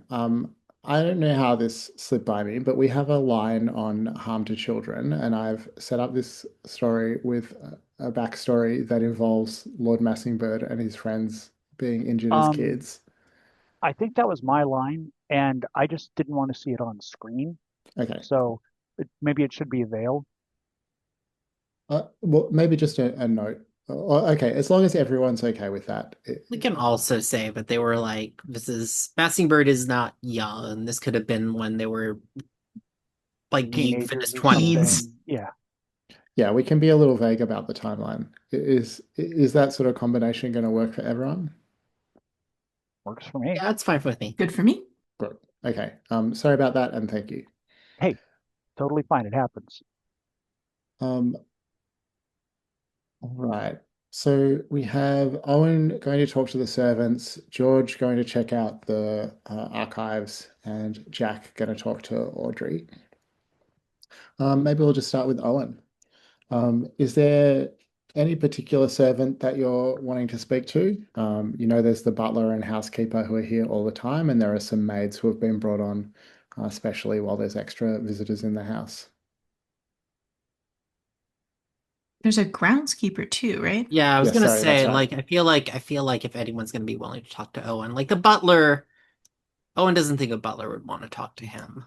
Um, because like I'm trying to appeal here to you know, Miss George's her appeal to her working class status didn't get quite enough information out of them. I'm not I don't have much experience with the servantry, but I can at least try to appeal to them as maybe particularly the groundskeepers. We're both working class folks, and I was brought in here to do a job, and well, you know how it is with these lordly types. They often tend to get in the way of getting the job done. If you if you could help me out here, and I'm sure we could see to get in this job. I'm sure we could see to take care of whatever's wrong at this house. Without Lord Lord Massingberd getting in the way of it. Yeah. Well, I think with your working class ability, he'll be happy to help out, cooperate, tell you what he can. Are there particular things that you're asking him or wanting to know? Um, Because I mean, the first thing he's going to say is, well, Lord Massingbird's certainly a good employer, better than a lot of people would be.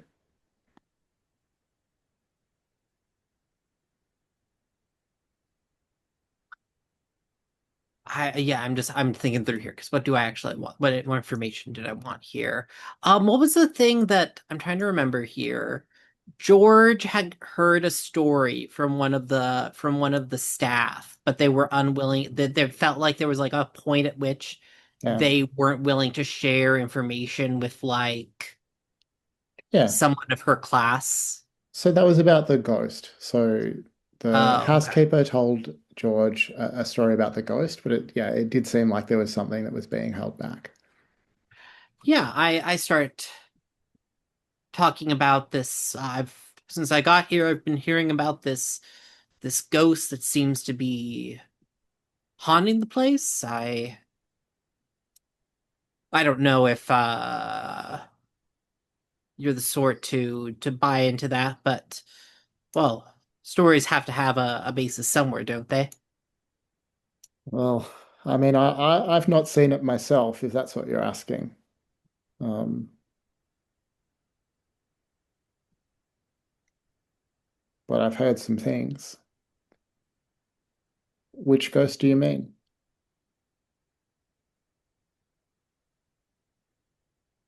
Oh, well, the people I talked to haven't have only said there was the one.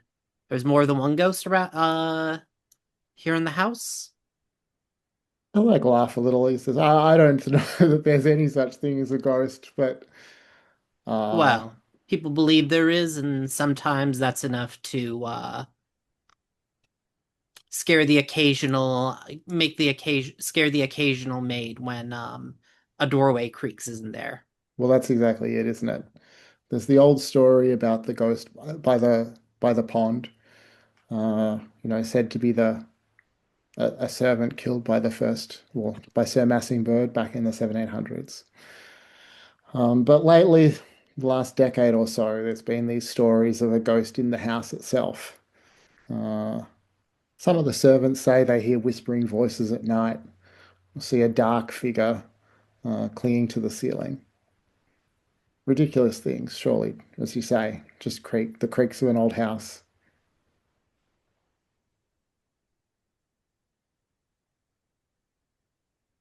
Oh, of course. But what are the stories they say about this thing? Well, I don't know that there are any stories about it per se, just that they hear strange voices in the night, threatening things. Uh,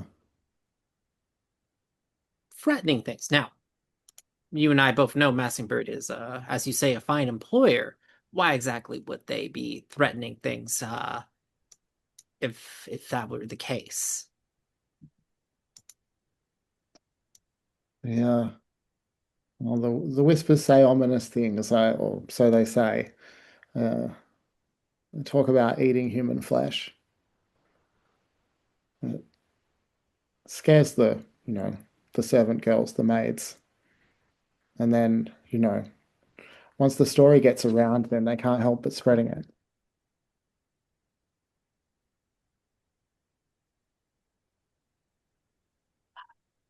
Uh, well, Owen chuckles. Well, eating human flesh. I thought that was just something that the factory owners did, or the bankers did. Well, indeed. I mean, nobody's been eaten that I can see. It's just a silly superstition, really. Of course, you, my friend, have too much of a firm head on your shoulders to fall for such things. And you too, Maybe I I. hope. What was that?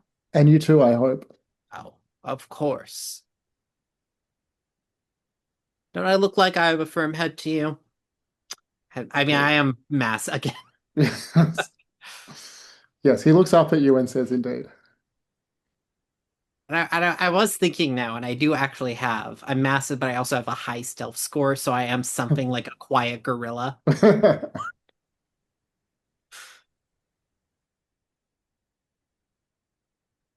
Is there anything else you want to ask him? No, that was what I wanted. Yeah. Right, cool. Um, George, you find your way to the parish records. Lord Massingberd, if you wish, will call ahead to the local priest to let him know to assist you. Um, is there anything in particular that you're looking for? Yeah, I think she wants to see if there's a pattern because, of course, Lord Massingberd had his frightening experience as a young man. Um, and I think she's looking for if there have been other similar disappearances, when they happened, where they happened. She's trying to find patterns. She's getting uh, specifically, one might say she's being systematic about it. Interesting. Um, so if you go back over the last few hundred years of parish records, there are a handful of instances of young people disappearing in the woods at night. Um, Not so many that you could establish a pattern easily, at least. Um, but certainly Felix wasn't the first young person to vanish in the woods. Mhm.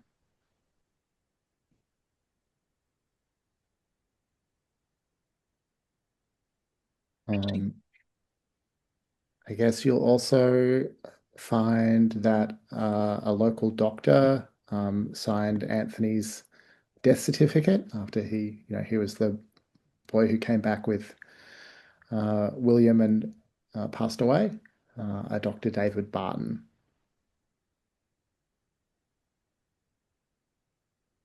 I suppose she'll ask the priest if Dr. Barton is still practicing or around, I guess. If he's retired, she can still talk to him. Yeah, retired but still in the village. Mhm. Um, Anything else you want to do with the records while you're here? I think that's about what she can get from the church records. How talkative is the priest? Well, I guess it depends what you want to talk about. Uh, yeah.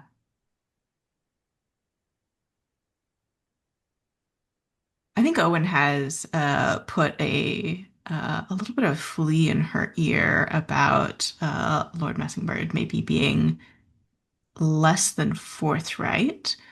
Um, I think she's going to. I was going to say delicately, absolutely not. She's just going to say, um, the Episcopalian. My God, I didn't think about this for 1 second. Sorry, Sure. Shane. Yes, I have no idea uh, what that means, but okay. I don't think there would be confession is the specific Right, thing that right. I'm trying to pick out here. Um, so I think she'll turn to the priest, who I'm sure has a name, and she says it confidently because she's remembered it. Uh, you're a, you know, well-connected local person. Um,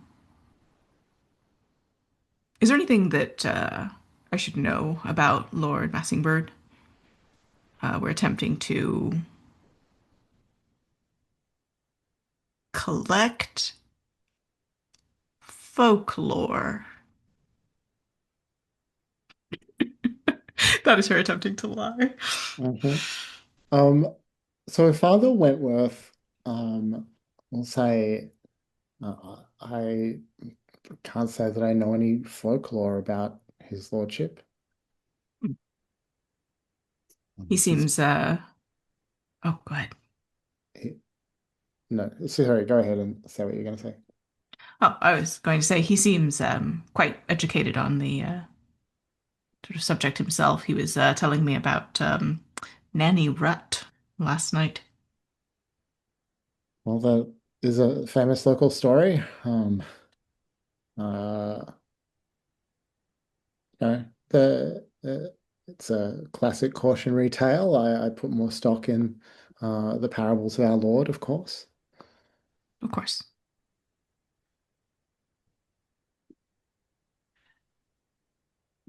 So you don't recall any other stories of disappearances in the woods or anything of the sort? Perhaps old saints' tales that are better known locally. Hmm. It's, do you have an interpersonal ability that you use here? A good question. Uh, I mean, folklore seems like the reasonable one, which she does not have.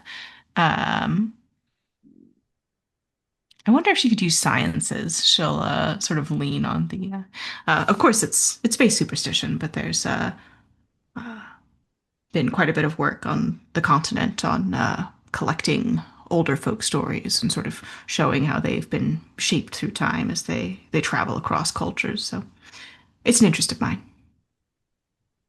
So I think that would be more humanities. So I don't think you can spend from sciences for that. Um, Fair enough. I will pitch that he does have something more that you can get here. Mm. He has noticed your affinity with the archives, and he will let you bargain with him to, promise to come back and help him organize the records sometime. Yeah, she'll do it. Well, yeah, she'll do it. Or she'll at least promise to do it. Yes.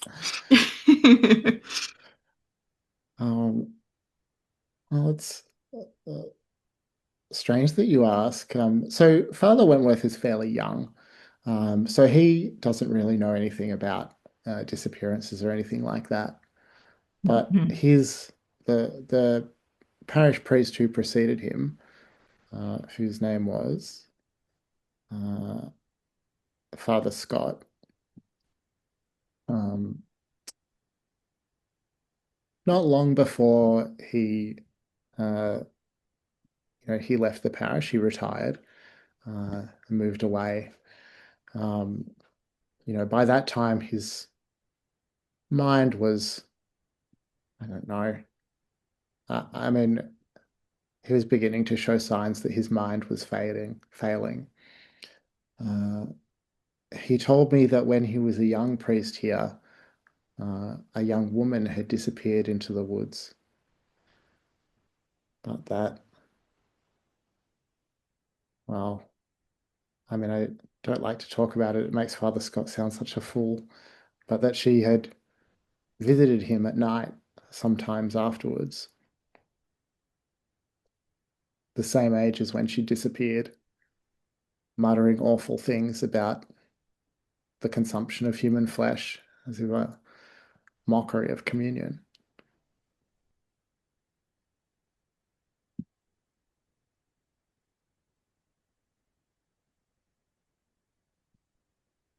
I can see why you were worried for Father Scott's mind.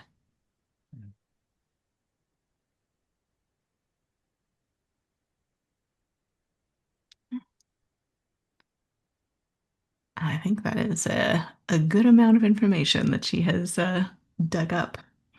Right. Um, so Jack, where do you go to talk to Audrey? Um, I think I'm just sitting in, I'm sure that there's a guest hall of some sort where there's like some sort of large open area, which probably has fantastic acoustics, which is why I'm sitting down there picking my guitar, figuring sooner or later she's gonna come here. Yeah, I think that's fair. Um, so she'll arrive and just watch you playing quietly from the corner at first.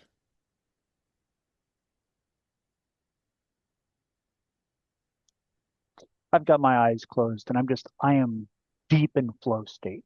I'm just in the zone, not paying attention to anything, anyone. It's just the guitar and my fingers. It's a dance. And they're both really good at it.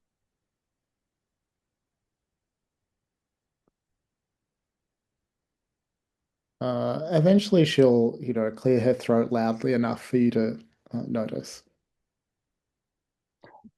I notice, but don't open my eyes and say, just a few minutes. This run, I don't know, I'm never gonna be this good again. I could watch you for hours, Mr. Taylor. Hello. It, Am I supposed to call you lady or just Audrey? Audrey's fine. Well, I knew a guy named Charlie Booker who did in fact have a lady watching for hours. Got a switchblade in his back for his troubles from her husband. So, you know, maybe just in half-hour increments. And I grin at that. You needn't worry about William. Um, and if your eyes are still closed, then each time that she talks, you can tell she's gotten a little closer to you.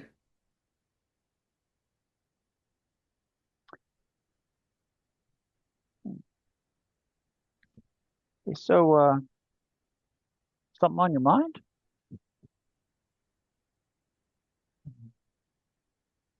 I've just been rather lonely. Mm. Yeah, I hear that's a problem in houses like this. They're too big. Hard to find anybody. It's a lack of company, it's true. Plus, don't you have something about like not talking to the help? Something like that? Like, some sort of thing where you're not supposed to associate with the workers or whatever. I've never really been one for that sort of tradition. Good for you. Good for you. I've often found that bartenders make the best listeners.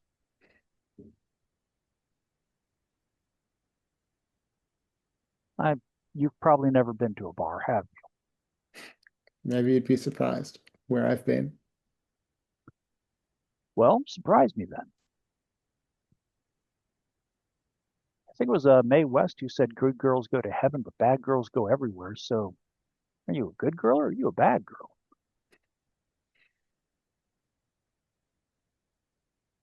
Um,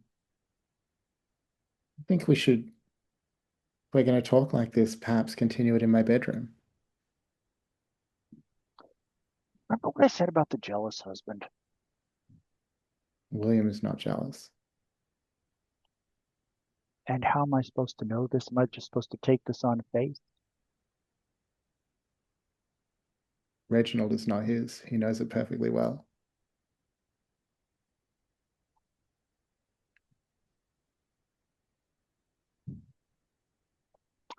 Well, that certainly puts a new spin on that card I drew.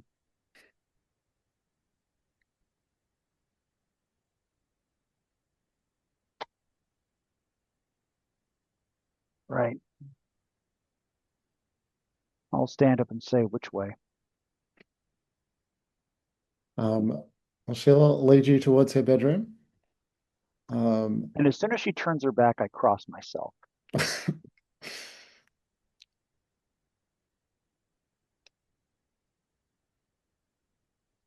Um, are you going to continue the conversation in her bedroom, or should we just fade to black? I intend to get some information out of her. All right. Now, how that happens is up to negotiation and discussion. Sure. All right. So, So I don't know if that's in bed. I don't know if that's pillow talk afterwards, smoking a cigarette, or well, look, it's really up to Jack. She does want to sleep with him. You can talk before, after, or during. We're probably not going to. Well, let's cut during off the table. during sounds awkward. Yeah. So, yeah, just afterward, I'm Okay. lighting up a cigarette with a match, saying, "Well, that was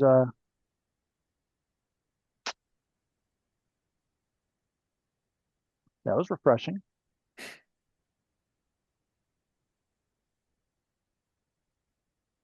I'm glad. For me too. So, is this one of those English things where as long as he can pretend it's not going on, it's not happening? He has to have that kind of, what do you call it? Suspension of belief or suspension of disbelief or willful ignorance, something like that.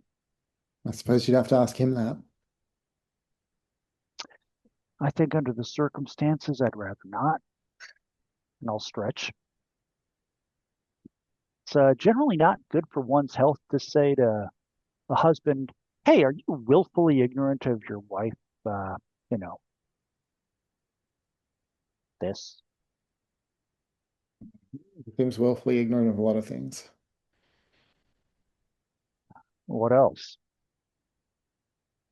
Well, of me, that this is not the, well, when I met William, he was the young hellion, the black sheep of the family.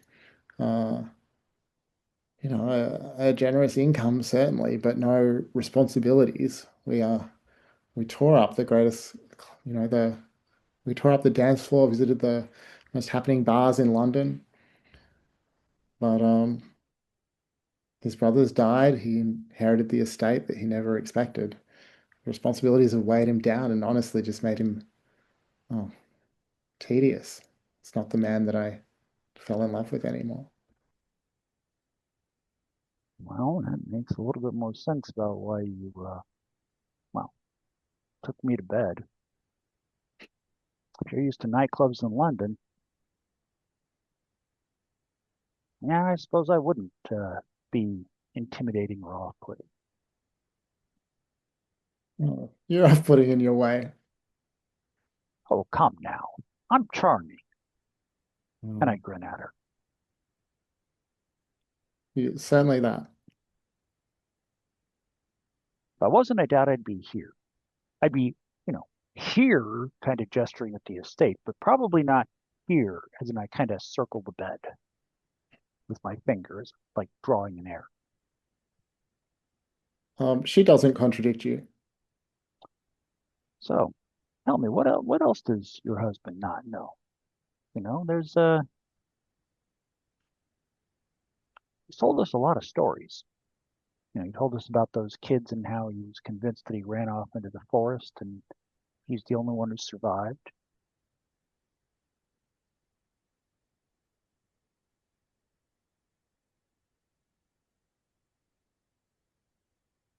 Well, I didn't know him then. You hear him talk about anything else after that? Any other strangeness, curiosities? Well, he's always been curious. Has experimented with all kinds of things, like those cards you use. He has many books about the occult and supernatural. Hmm. So he reads the cards, does he? I don't think he had any talent for it. Yeah. That's the thing about these things. They anyone can anyone can draw and lay out a spread. It takes a little bit of something else to really be able to use them and work them.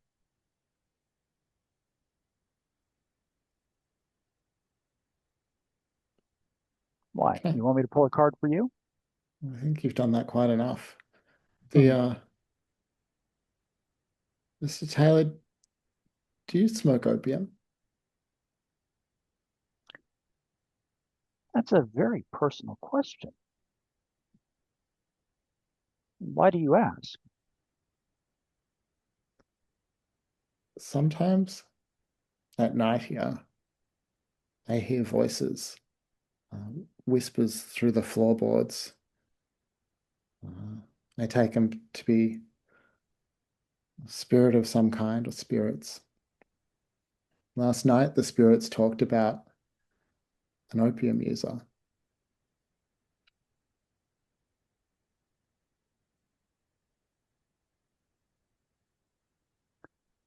Ain't that something? Ghosts tattling. What'll the world come to next? They seemed excited. Oh, they did they?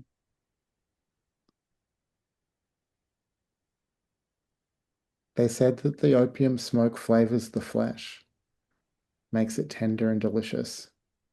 The words were horrible.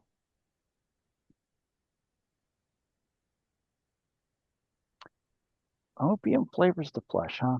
Well, joke's on them. I'm not fit for much but a stew pot.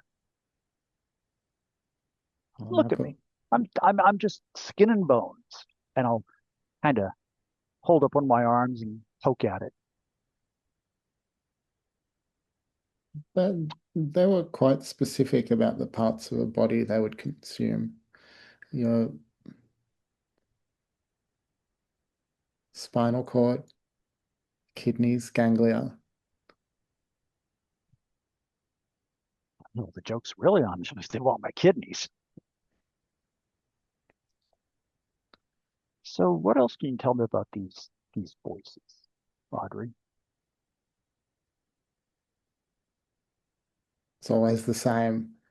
One or two whispering voices in the night that seem to come from beneath the floorboards. Sometimes what they say is inaudible, but other times, oh, horrible references to mutilations, violences.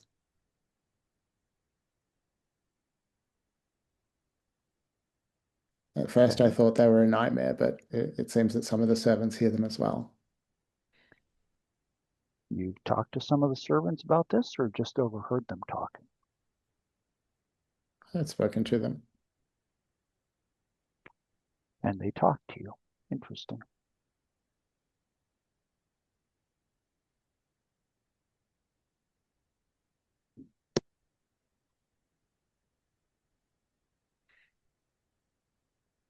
Do you I've know anything spoken. else?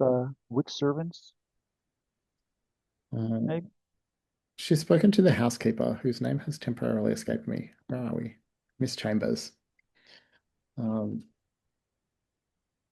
I've asked Reginald as well if he's ever heard the voices, and he tells me that he hasn't, but I suspect he's not being completely honest.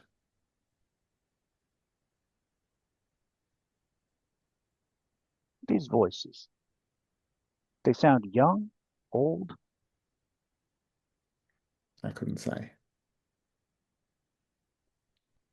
You think it's possible that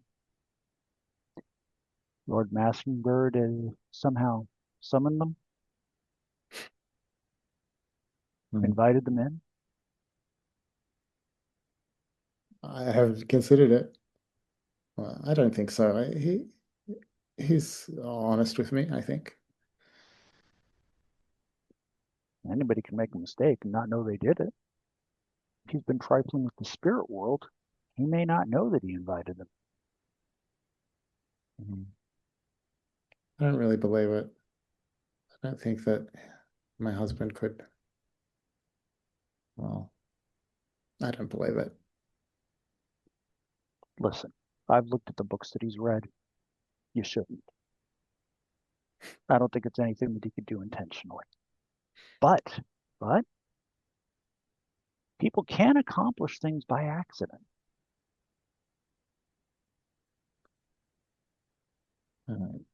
I'm inclined to cut the scene there. I think maybe you've got everything that she can tell you. Okay. Um,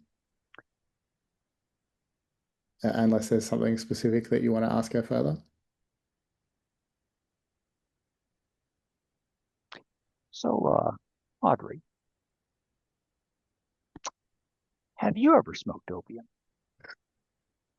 And I'm okay with cutting the scene there. All right. Yeah, that's a good note to end on. Um, so I think that where we land is that you all meet up again, sort of just around lunchtime or after lunch, early in the afternoon. A little time to share your discoveries and plan what to do for the rest of the day. Notably, the weather forecast is that it will be it's very cloudy, it's overcast, it's likely to be a cloudy night. If you're going to get a moonless night, it's probably a good candidate for this evening. Um, we've got about 20 minutes left, but I'm inclined to wrap up a little early and then we can reintroduce Sybil next time and bring you all together to do a little investigating before nightfall.